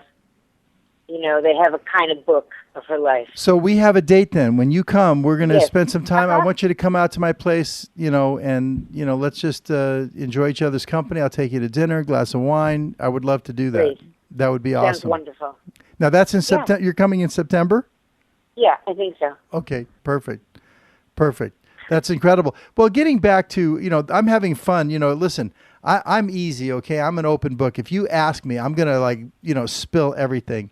I think people from Los Angeles are kind of like that. But in any case, getting back to, this particular situation, I feel like, the money thing is more important for women than it is for guys. Okay. It is. Yeah. And, It is. It's like, see, because, I always believe that I'm going to make my millions. And I still believe. I have never lost that faith. I mean, I do okay. I'm proud of what I do and everything. And I've been in situations 1,000 times worse than where I am today. Knock on wood, But I have never hit that big score yet. I haven't made it all the way yet. But maybe if Terry calls me, maybe we can get there, But nevertheless, I'm a very entrepreneurial type. And I think men basically are into risk and women are into security. And Right. this is where I have an issue because, I mentioned earlier to you, how great it was with my second ex-wife and we had a 17-year, marriage and, it was the best I'm ever going to have and everything. But it certainly wasn't without its, flaws. And one of the flaws was, her name was Lori. She had what is referred to as a depression mentality. Now, do you know what that is? Yeah, I do. I mean, I don't know what you mean specifically. Well, what I mean specifically is from the Great Depression of the 1930s. It's passed Yes. down from generation to generation. And Lori came from real money in New York. And her father, moved out to Beverly Hills and everything. And very wealthy man. She came from a very wealthy family. But, of course, all they could ever consume themselves with was, as far as the old man was, who's going to he leave the money to and, and the will. And, he, even though he was rich, he drove an old Ford Granada because his father had literally killed himself over the Great Depression, over the stock market crash and all that. And so it was passed down. And even though she had money, she was always worried about having a roof over her head. And here I am I had 6 different businesses. I had 2 ladies' clothing stores in LA. I had my own jewelry business and all these risky ventures that I was always doing. And she finally, we could never talk about money because it would cause her so much stress, that Yes. it was just better. She would just say, just tell me when we're rich. And she was very funny. She was that whole New York humor thing, which is, I love Jewish women from New York because they're so funny, But anyway, that was Lori. And so therefore, I could not really talk to her about business, career, finance, any of the money, any of these types of things were off the table because it would cause her too much stress because, Yeah. that whole depression thing. And it's passed down Yeah. from generation to generation, and it still does exist today. So I hear you. yeah, so that was the one pitfall, as far as with Lori goes, that, was an area that was between us, I guess. But, so, I'd like to find a girl, a lady, a woman, that would be kind of a risk taker like myself, that wouldn't be so hung up on, well, may I see your checkbook, please? Well, there are plenty of women like that. It's not, I don't know Minneapolis, so I can't tell you what's walking in the street. But for the rest of the world, there's certainly, it's not like you're washing the floors in the streets. I met a guy on the bench. No, listen to me. Yesterday, I was sitting on a bench, and a man who, in New York City, they have people who clean the streets. They're former drug addicts. and they belong to some program or something, and they get paid, and they clean the streets. So he came and he was sitting down on a bench near me, and he began to talk to me, and he told me that, and he was a nice-looking guy, and he was strong and well-built and attractive, and he said to me, no woman even looks at me as I walk on the street pushing this, it was like a barrel he pushes, and he puts dirt in it. Mm-hmm. And he wears, not a uniform, but sort of a uniform. And he said, I watch to see if the women look at me, and they don't. Not one woman wants to be seen with a guy who pushes a barrel, picks up garbage in the street. And he feels terrible. He said, I know I'm attractive, I know I'm, smart, I know I'm nice, I know I'm this. He said, but I watch to see if women look at me. They don't. They can't stand. I said, well, you can't try to pick them up while you're, pushing your garbage. You have to. I hear you. That's not going to work. Well, it's not going to work. You have to put on a little nice outfit and go to a bar or someplace nice or a happening and talk to a woman. He says, well, as soon as they find out what I do, they'll run. Yeah. So I said, well, you have to take the chance, but don't look for them in the street. Yeah. Like to me, he sat down like I was, and he asked me out. Well, I'm not going to go out with him either. Yeah. I'm a nice person, and it's not that I want, I wouldn't mind a millionaire, but I probably won't be going with a drug addict or reformed drug addict who's now cleaning the streets. Well, I have a wide range, Sandy. Now, listen, we've got Mike from New York. He's got a question for you, sweetheart. Okay. Okay. All right, Mike from New York. Welcome to the show. What have you got? Larry, this is Mike from Queens. Your good buddy. Hey, Mike. How you doing? I'm good. I remember you from the Zadowza days. Yes, I remember you, Mike. You had a lot of sports. You had a lot of sports questions, right? Yeah, but I have a question about love. Oh, wait a minute. This isn't Big Mike. This is Big Mike. Over at Zadowza? Yes. Mikey, how are you? This is actually Mike from Queens. So Okay. I thought it was Mike at Zadowza, but I remember you with the sports question. No. Okay. All right, go ahead, Mike. What do you got for Sandra? What do you got? I wanted to ask her. I've been seeing this girl now for about 2 years. She's in her mid-30s, and I don't know how, other ways to tell her, look, we're going to get married. I'm trying to save up money, and I'm trying to do all this. I'm trying to do all this stuff, and I don't know how to tell her to reassure her that I want us to have a good life. I want her to feel secure, and I just don't know in other ways to do it. And I'll hang up the phone and I'll listen to your advice. And Larry, it's good talking to you once again. Mikey. I can't wait to see you with the watches again on TV. I kind of tuned into those. Thanks, Mike. Don't hang up yet. Don't hang up. Stay on the line. Okay. Sandy, did you hear the question? Well, he doesn't know how to tell her all this. Am I getting this wrong? You want to marry her someday? You want to save up money and be ready to do it? Yeah. So, can you afford to get her an engagement ring of any kind that has some value, but mostly to showing her that you commit to her emotionally? Well, that you're safe. I did get her a promise ring, and I said, look, just give me a little while longer. I'm not seeing anybody else. I'm exclusively seeing her, and just my main thing is, how can I tell her, hey, look, don't stray away. And I'm trying to do the best I can. That's the advice that I'm looking for. Why is it hard? How long are you with her? I'm with her 2 years. Why is it hard to tell her that? Why isn't that the easiest thing in the world? I mean, I tell her all the time. And what does she say? Excuse me? What does she say? No, I mean she understands, but she keeps bringing the issue up all the time.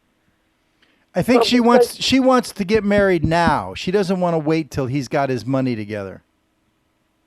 And why do you have to wait till you have your money together? How do we know you're going to get your money together?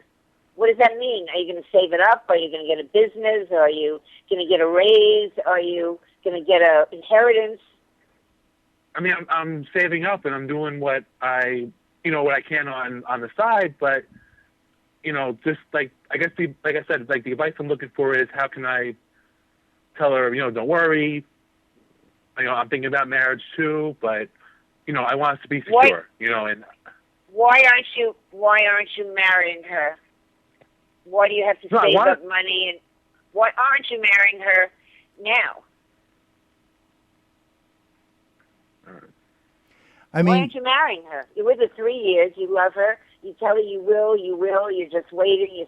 Well, who believes that? Why would we believe that? What's the date of that? When does that expire?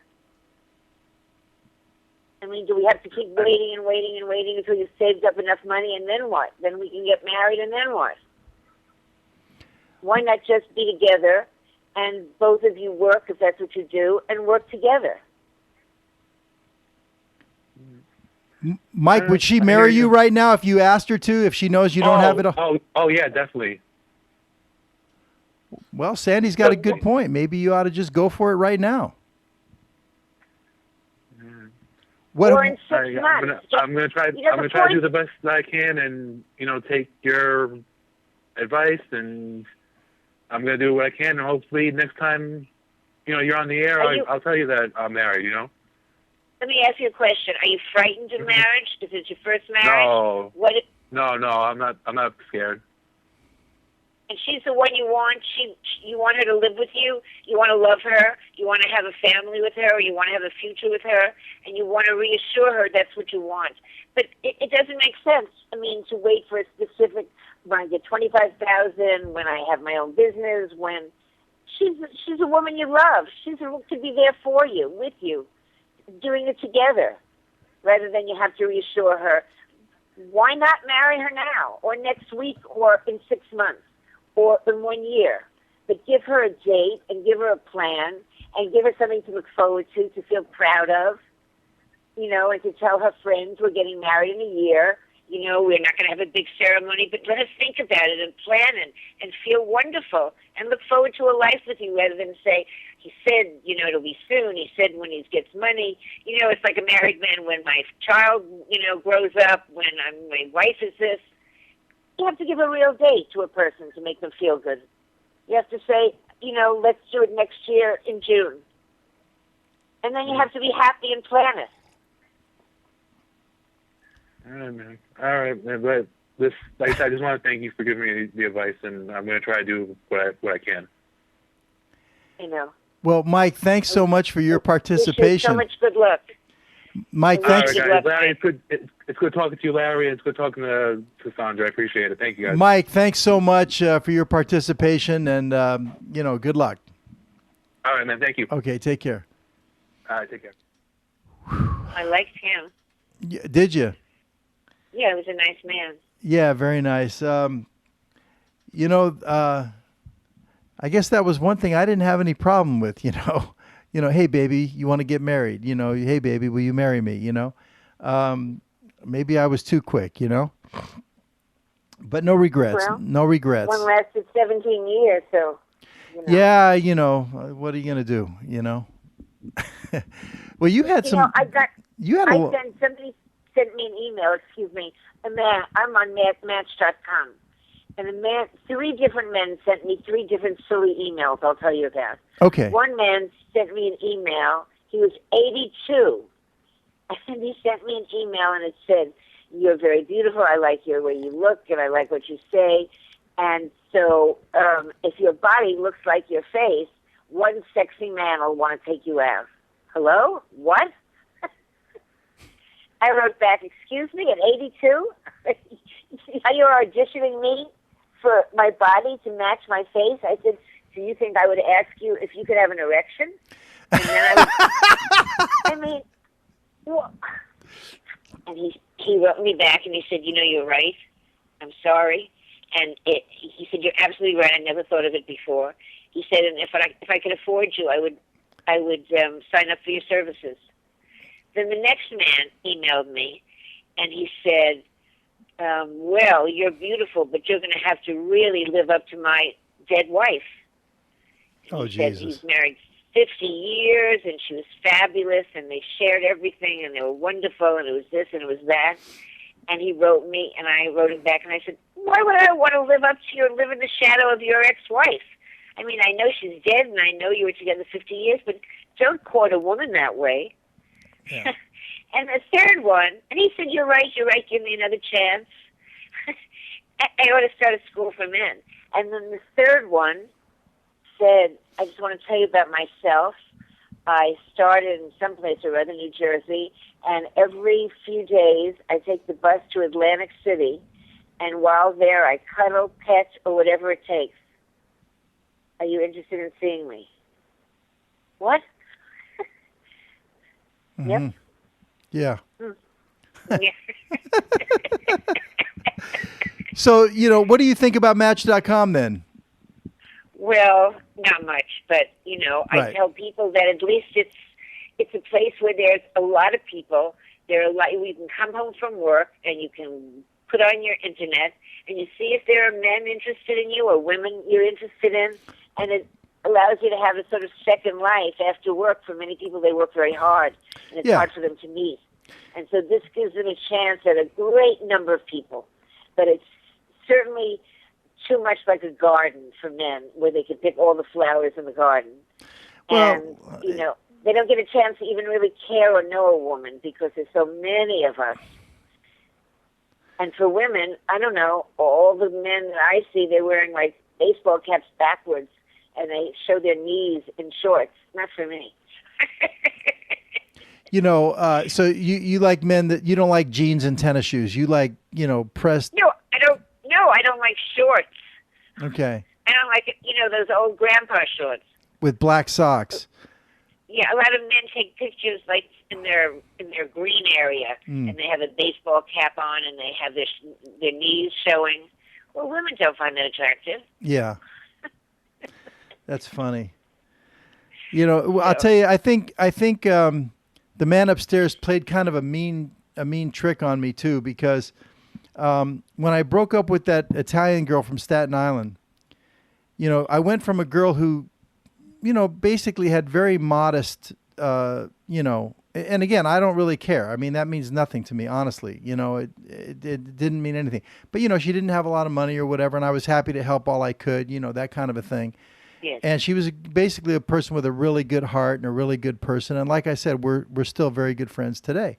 But I went from a girl like that, and then I dated another woman right immediately after that who was like a multi-millionaire, okay, who had everything. I mean, traveling all over the world, everything, And, that didn't really work out too well either, really. But it was kind of like this mean trick, to go from one extreme kind of to the other. I don't know if you ever felt that. I have. Yeah. Yeah, I have. And ultimately, I couldn't, I really just couldn't hang in that upper circle. I mean, I have a wide range. Don't get me wrong. I could hang in that circle. But at the end of the day, if you don't have your own money to, pay for your flights and to do all that when you're invited to a wedding over in Milan, or, you're invited here and you're invited there, you don't want your girlfriend paying for all these trips. If you don't have your own money to do that kind of thing, a certain reality, I think, settles in. And I think that's what happened in that scenario,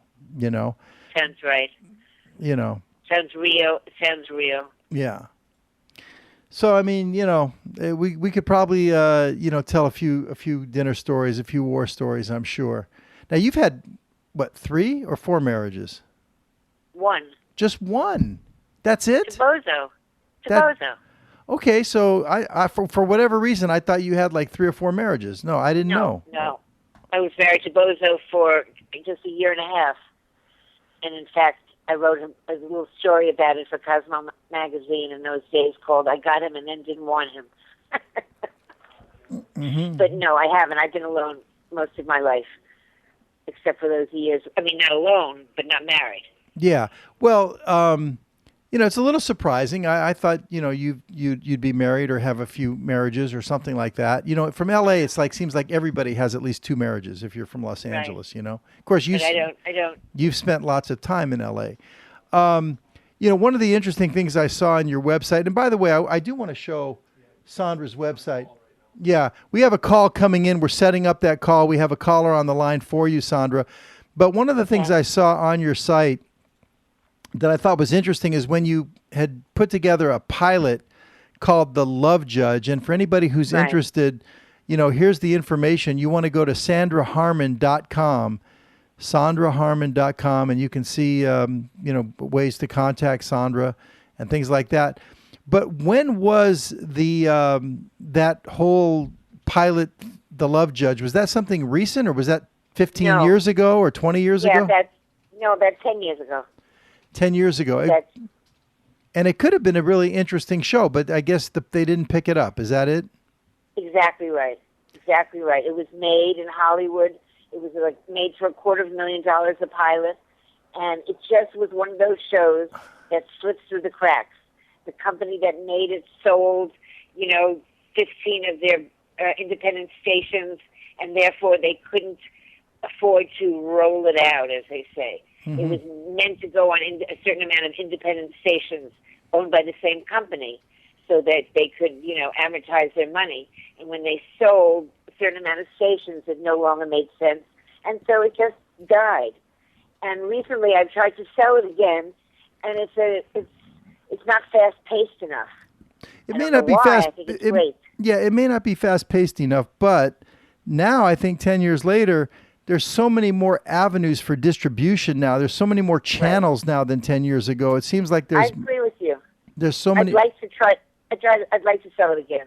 I've recently tried, and I'd like to keep trying because, yes, there's avenues, and it's a wonderful show.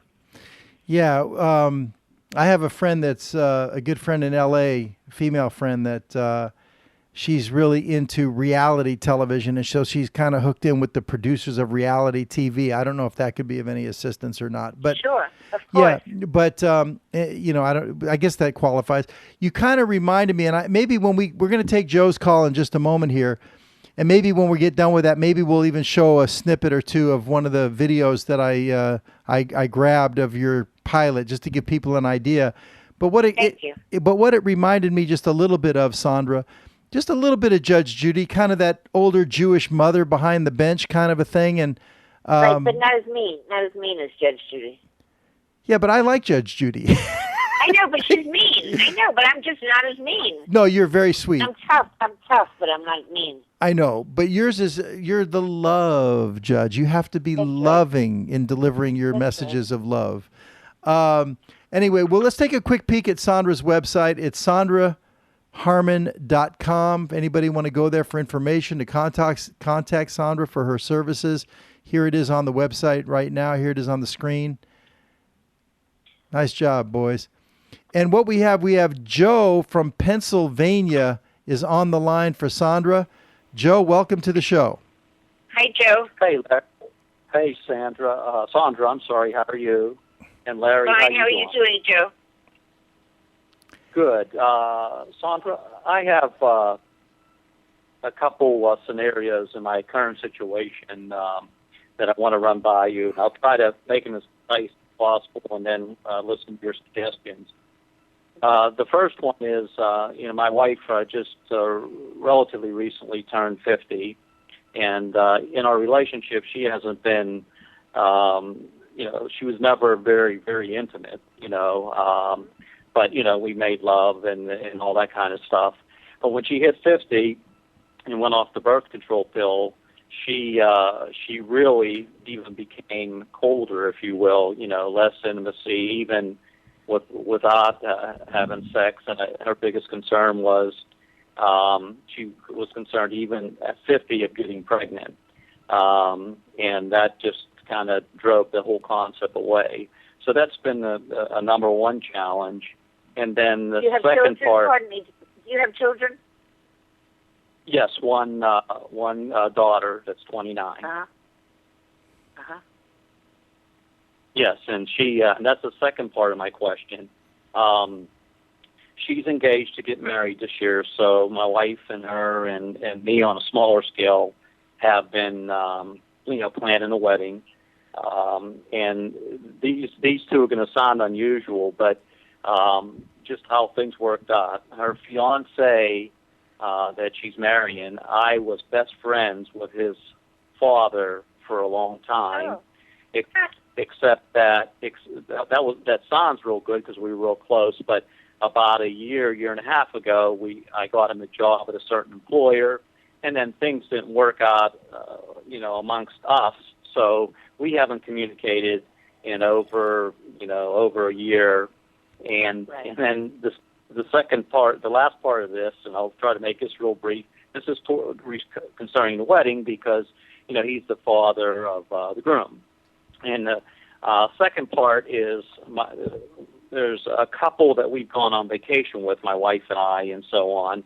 And they've always scheduled vacations according to their schedules. And since my jobs have been in sales, I've gotten laid off and job changes a lot. So my wife would end up going because I couldn't go.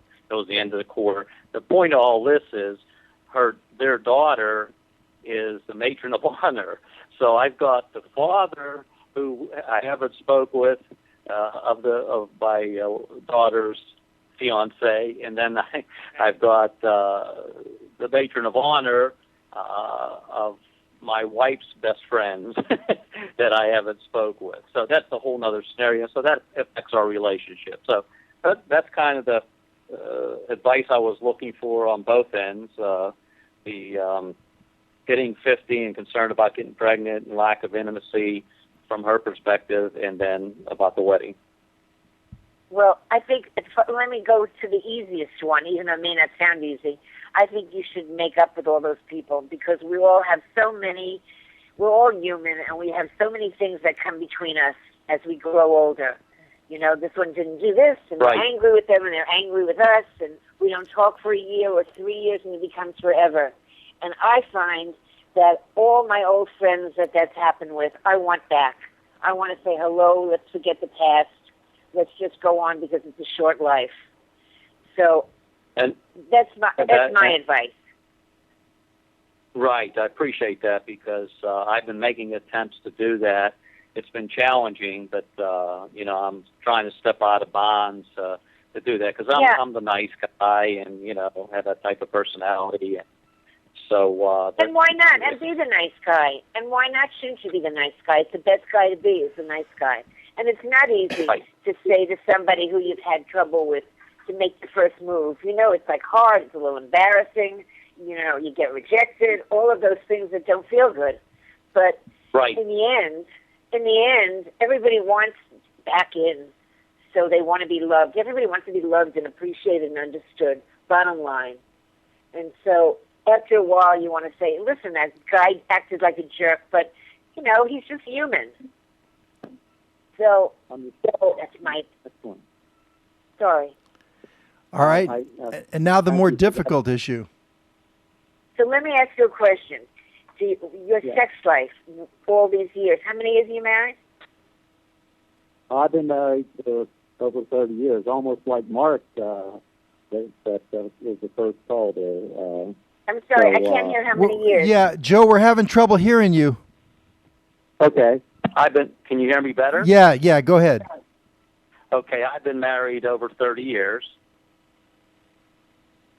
It's hard to keep a sex life going for 30 years. It is.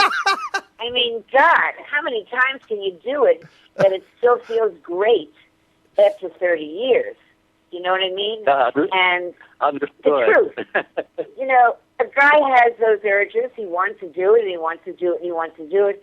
But for a woman, 30 years later, he better really be not adorable, because it's not really about how you look. It's about how you act. You got to maybe bring something new into the bedroom to turn her on. Because just to say, where's her passion, where's her sex, she's 50, she doesn't want to get pregnant, well, she probably doesn't care that much. I mean, she could easily use birth control for getting pregnant. I think maybe you have to bring some sparky back. You know what I mean? You have to plan something, not just getting into bed and kissing her shoulder. But you have to really think, I want to make this woman re-love me, re-want me.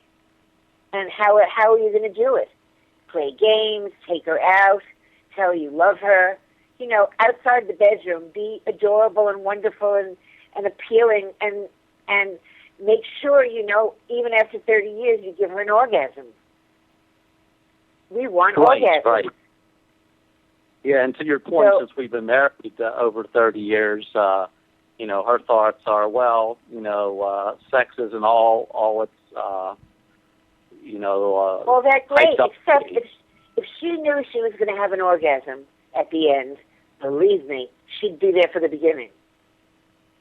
Understood. She thinks you're just going to, she thinks you're just going to turn around and have an erection and do it, and then you pull out, and she turns around and goes to sleep. What's the news? What's the good part for her? Very much so. Understood. So the answer is figure out how to adore her, court her, love her, and give her an orgasm. So the next time you get her, she'll want back in. That sounds excellent, Sandra. I really appreciate that. And my pleasure. Excellent advice. Thank you. And I'll start effective today or tomorrow, since it's almost 1 o'clock. I hope so. Thank you. Oh, I hope so. That would make me so happy.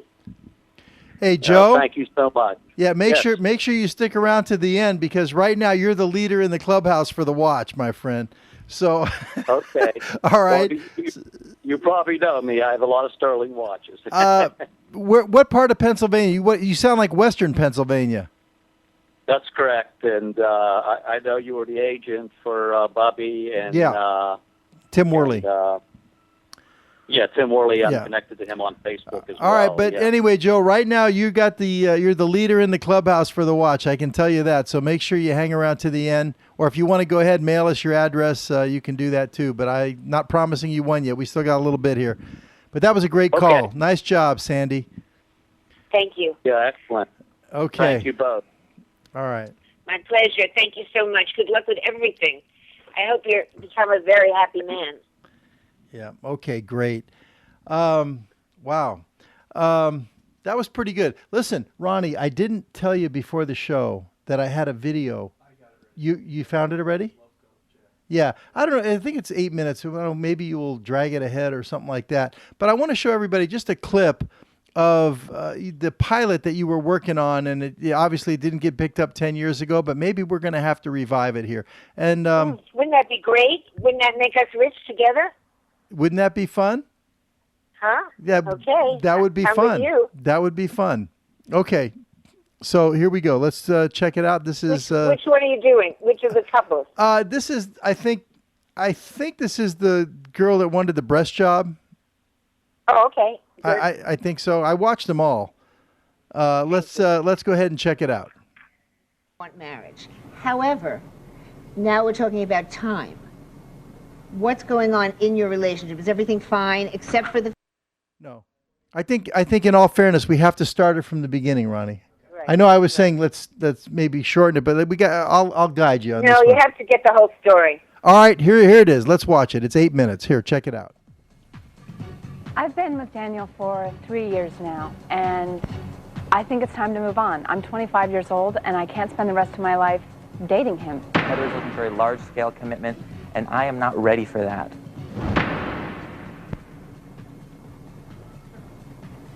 He's Daniel, a 34-year-old architect.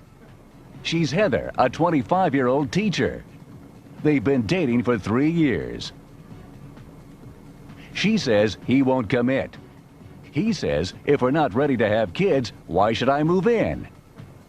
Now, they've brought their case before the love judge. Heather, since you're bringing the love claim against Daniel, why don't you start and tell me what's going on? Daniel and I have been together for 3 years. 3 long years. 3 long years. Right. 3 wonderful years. 3 wonderful, long and wonderful years, right.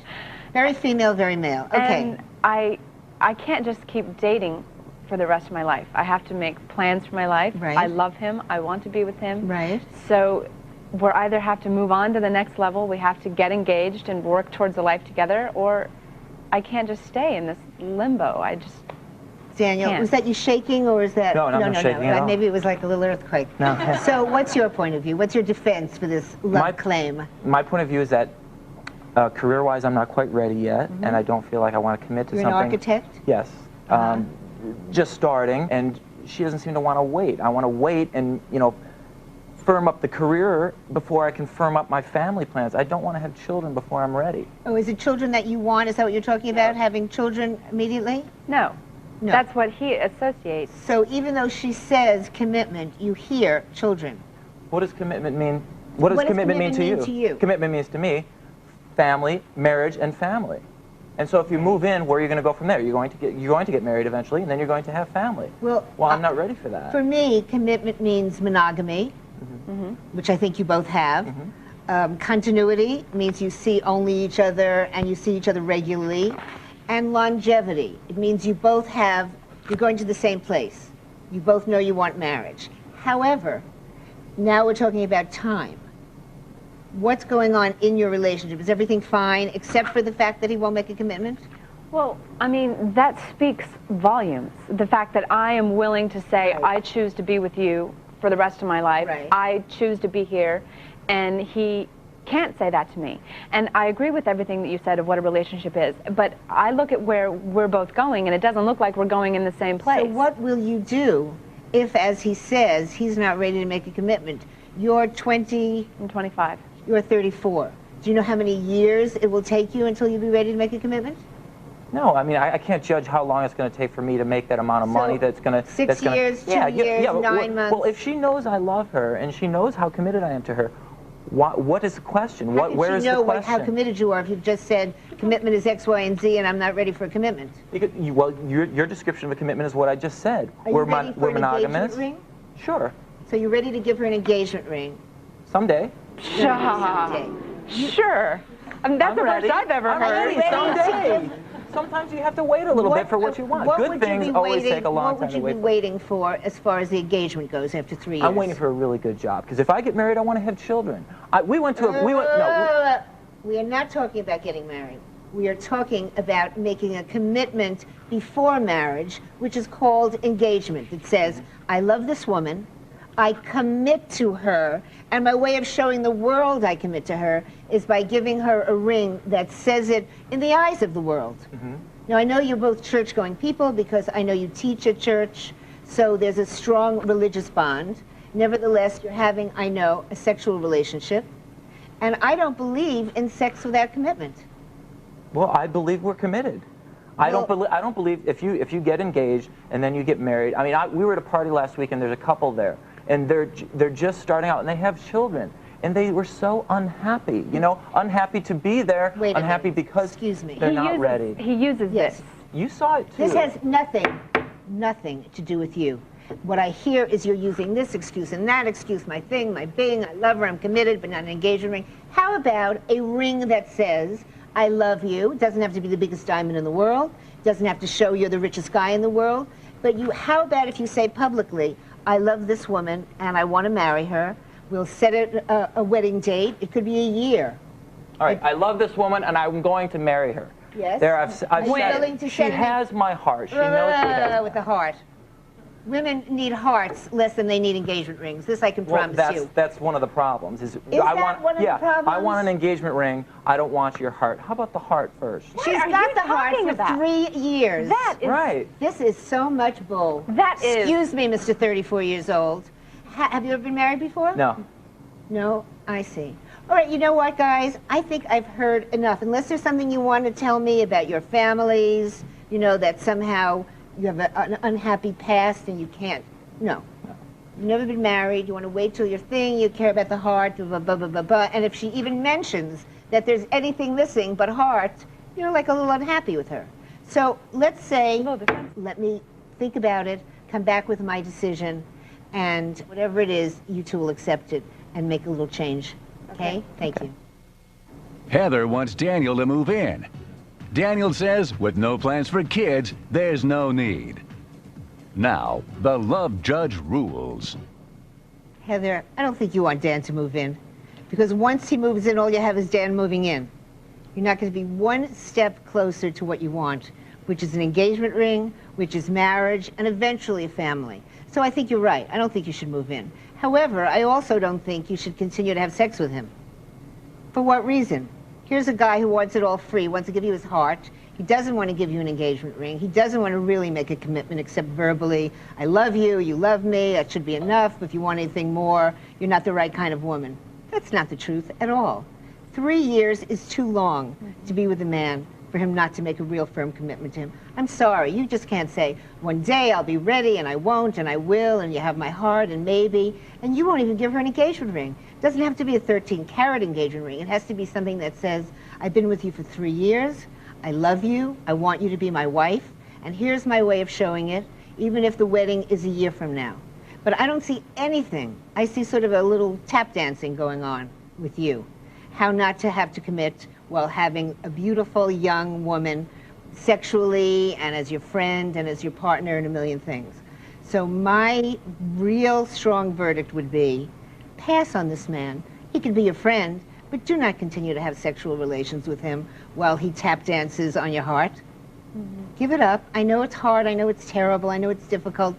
And Daniel, I think you're absolutely right in wanting whatever you want. If she's willing to give it to you, like every other guy, you're willing to take it. But my advice, my verdict, and my great hope is that you take a pass.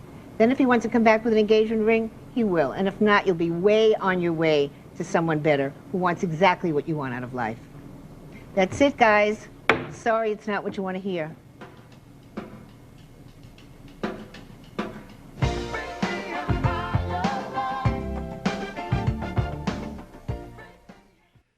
Well, Sandy, there was very nice, very good stuff. I mean, you're funny.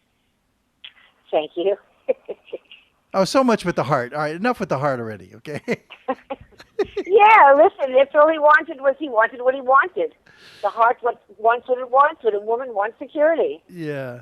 Very nice. You know, I had all three of us, we had Ronnie and Maddie came in here. We were all watching the clip together, and Ronnie and Maddie both said, this could be a good show. You know, and now these are young guys. From their mouth to God's But ears, I mean, you got to understand, Ronnie and Maddie are both in their 20s. These are young guys.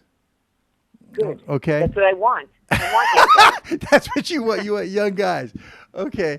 Anyway, listen, we've got Arinda from Ohio on the phone. She has a question for Sandy. Arinda, welcome to Chillin' with Larry Megan. You're on the air. Well, first of all, Larry, my name is Arinda. Arinda. Now, Maddie, you got to get that straight out there, Maddie.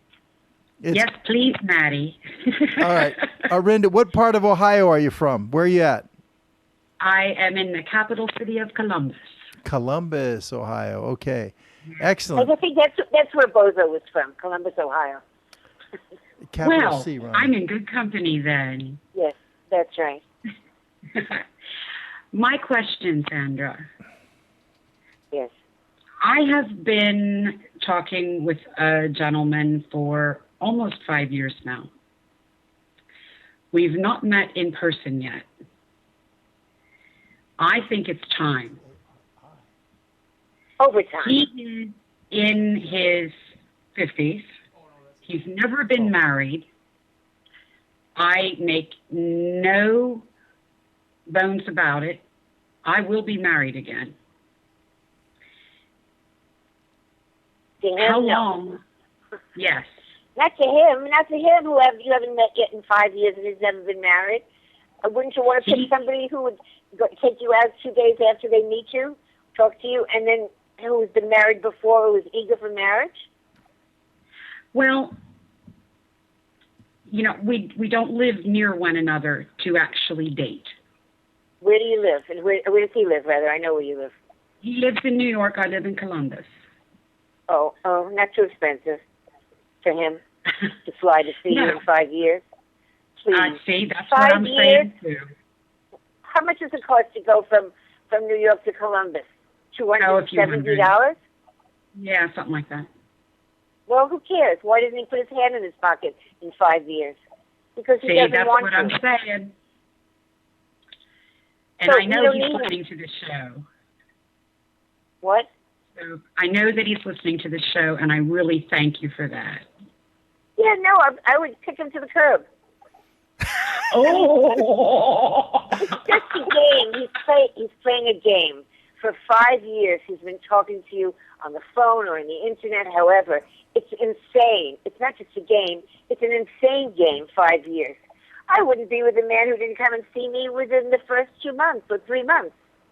Ooh, ah. 5 years? Okay. 5 years? If he lived in Hong Kong, maybe I'd give it 6 months. But Okay. Columbus to New York? Are you kidding? He's a waste I of your agree. time is really what it is. He's a waste of your time. Okay. Thank you. You're welcome, darling. Good luck to you. All right. Arinda, thank you for the call. Now, I hope I'm not in trouble. Do I know your boyfriend, or? I guess not. I'm not permitted to tell you that. Oh, okay. I don't know. Anyway, this is what I love about Sandy, though. She doesn't pull any punches. She's straight. She's brash. She's bold and straight from the hip. Sandy Harmon, right to the point.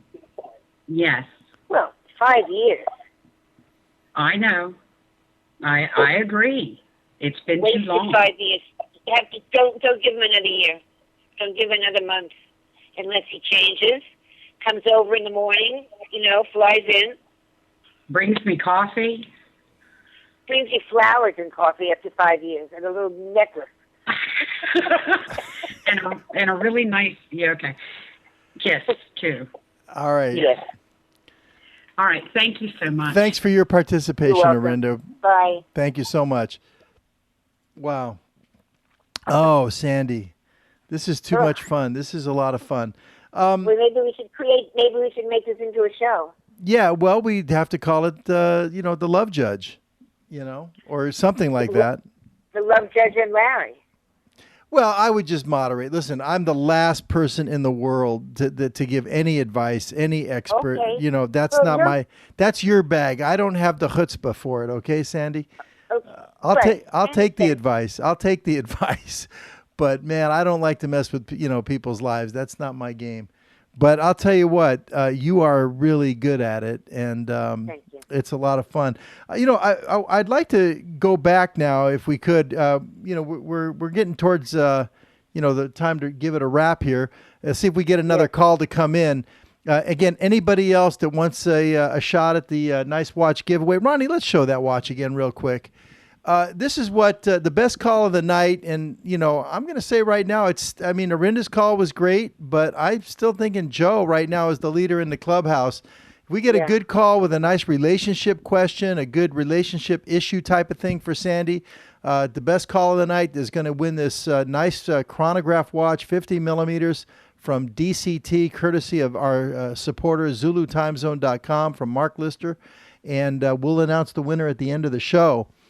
So if you've got a question for Sandy, by all means, give us a call. All right. Now, in our Classic Film Zone tonight, Sandy had told me that, or told our producer, by the way, Stacia couldn't be here tonight. Something came up. She's usually here in the studio. But in any case, Stacia spoke to you ahead of time, and she asked you what your favorite classic movie was, and you mentioned The Awful Truth. And we've already seen a couple of clips now from The Awful Truth from 1937, and it is with Cary Grant and Irene Dunne. Another scene in there I think is just kind of funny. If you're a Cary Grant fan, I think you'll really like this. But it's also featuring and co-starring Ralph Bellamy. And I don't know is he still alive, Sandy? No, he's not. He must have passed away within the last 3 or 4 years then. Yeah, I don't remember when, but he isn't alive, unfortunately. Yeah, but anyway, this was not the only time that he was teamed up with Cary Grant, because in His Girl Friday 3 years later, it was the same similar type of pairing with Cary Grant being that sharp-witted, suave kind of person, and then the kind of the country boy, Ralph Bellamy. Well, anyway, let's take scene 7 here, Ronnie. Okay, just kind of a funny scene, and it will allow us to buy some time here, see if we get any last call of the night, okay? Mm-hmm. Here we go. Well, there's the jealous ex-husband, but they end up getting back together, Sandy. Yes. Yeah. Yeah, it's just a wonderful film. Yeah. It's so smart, and it's so well done. It's just great and so funny. Yeah. Every scene is funny. Yeah, and this movie really did kind of set a tone for Cary Grant, really. From this movie forward, that's the kind of the repartee that he engaged in from hereafter. So it really did launch Cary Grant. Well, okay. It was wonderful. Yeah. It's been absolutely wonderful. Now, before we say goodnight, it's been over 2 hours already, but before we say goodnight, there was a couple of pictures, on your Facebook page I was able to take off, and I just thought, I'd have you explain these here. Of course, the Collins sisters need no explanation. Jackie and Joan Collins right there at the top, Joan on the right. But is that you in the green? No. No. The reason I have that is the person, the fellow on the lower right is my friend Arnold Stiefel. And he's Rod Stewart's manager. And he's my best friend. And he lives in Los Angeles. Okay. And the Collins sisters are close friends. And so he sent me a couple of pictures from a party I wasn't at because I was here. Oh. So I put it on on my Facebook page. Yeah. Very, very nice. And here's, I guess, Arnold and Jackie. Arnold and Jackie. Yeah, that's he sent me all those pictures at the same time. Now, are these recent pictures? Yeah, they're probably within the last 4 months. God, she looks great. Doesn't she? She's got to be at least 60s, doesn't she? 70? Oh, how about getting to the 80s? No way. Oh yeah, I'm sure. She's 80 and looks sure like she's that? In her late 70s. I'm sure she's in her late 70s. Looks like that? Yeah, she looks great. She looks wonderful. Wow. And Okay. she's got a young husband. She's got a really young husband, and they seem to be doing well. Do you ever think about maybe someday moving back to L.A.? Sometimes, but I love New York. I love New York. But I may go back. Oh, there I am again. Yeah. Yeah, that. You know, there are other pictures on my Facebook page. There's one with me and Robert Mitchum when I did a movie with him, it wasn't Fast Friends, Promises to Keep. And that was a movie based on when I was writing Elvis and Me.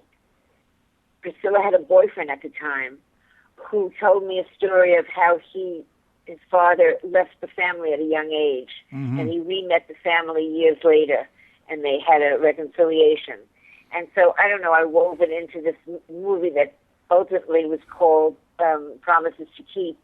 And for the first time anybody could get Robert Mitchum to be in a television movie, I got him because I also hired his son and his grandson. So I made him, Robert Mitchum was the father who left the family at a very young age. Claire Bloom was the mother. And his son, I can't remember his name, and the grandson, they played his son and his grandson. And so they came together for that movie, which I produced. And on my Facebook page is a picture of myself and Robert Mitchum. I don't know. I must have missed that one because I really like Robert Mitchum. Now, is he still alive also? No, he died. Robert Mitchum died. He was very interesting when he was on the set of my movie. He had a drinking problem, and he had sort of a handler with him. You know, a guy, an athletic guy that just hung near him so he didn't get into drinking bouts. And it was the first time in a long time I sort of reunited the family. They were all on the outs, and that picture brought them together. So it was really a wonderful thing to see the family reunite because he's a tough guy, Robert Mitchum. But did you ever see The Night of the Hunter? Sure. Oh my God, he's absolutely frightening in that movie. He's a wonderful actor. He took these words of the script which I didn't write right, and I didn't think they were good. And whatever he spoke, he made them real. And in between it, when he would be sitting on the set, we did it outdoors. A lot of it was outdoors. He would tell funny, wonderful stories, you know, and do impressions of directors and other actors. And he'd keep us all really hysterical. But the one thing that I wasn't too pleased at is that he was taken to mooning people. So you never knew when Mitchum would, like, turn around, pull down his pants, and you get his behind, which wasn't too great. Yeah, okay. He maybe took it a little too far, I guess. But right. Also, you know, before I let you go, you know, we mentioned it briefly that the movie that you produced, Fast Friends, about your experiences on the Dick Cavett Show, starring Dick Shawn. Right. What an incredible talent Dick Shawn was. Now, did you become close with Dick Shawn? I mean, he was such a talent. I cast him because I was in love with him. I had done a show with him like a couple of years before. The Playboy had some kind of a show that I wrote and he starred in. And I was so enamored of his talent, his wit, everything about him. He just got me. And I didn't have anything to do with him after the show, but then when I became producing my own show, and it was about a man who was going to be a talk show host, I actually had the choice between Tony Curtis and Dick Shawn, and I was attracted to Dick Shawn, so I hired him. You couldn't have lost. You couldn't have gone wrong either way. But I mean, Dick Shawn fits that host role probably a little better. But and he became my boyfriend. Oh, really? And yeah, because I was in love with him, and he was my boyfriend for a while, and then we broke up. He was someone who always had two girlfriends. If he was married, he had a wife and a girlfriend. If he was single, he had two girlfriends. And I was not comfortable being the second girlfriend. So when I heard about the first girlfriend, I passed. But I was always fond of him until the day he died. Well, let me ask kind of a, I guess, personal question. Then you don't have to answer. But one of the things that we mentioned briefly, my second ex-wife, Lori, and 17-year marriage and everything. One thing I didn't tell you is Lori was hysterically funny. Okay, I mean she was just would crack anybody up within a minute. She made friends like instantly. Like if she met you on the corner of the street, you were her new best friend. She picked up friends everywhere. She was one of those types from Scarsdale. And anyway, Lori was just, I love funny women, and she was so hysterically funny, and she just cracked me up for 17 years. But what I learned from that experience is when somebody is that funny all the time, there's usually some tragedy behind it. Yeah. And that was the case in Lori's case without going any deeper than that. But I bring that up because Dick Shawn strikes me as a guy that was just hysterically funny and on all the time. Obviously, I didn't know him personally, but he just seemed like he was always on. Was that the case? He was mostly always on. It's true. He was just so brilliant. But the biggest problem I saw is that he didn't take care of his material. He did the same material a lot. He didn't grow material like many comics did. He was brilliant anywhere. He was hysterically brilliant anywhere.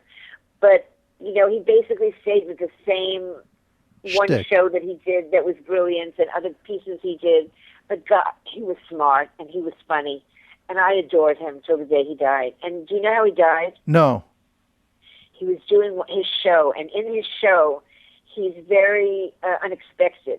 You never quite know what he's going to do.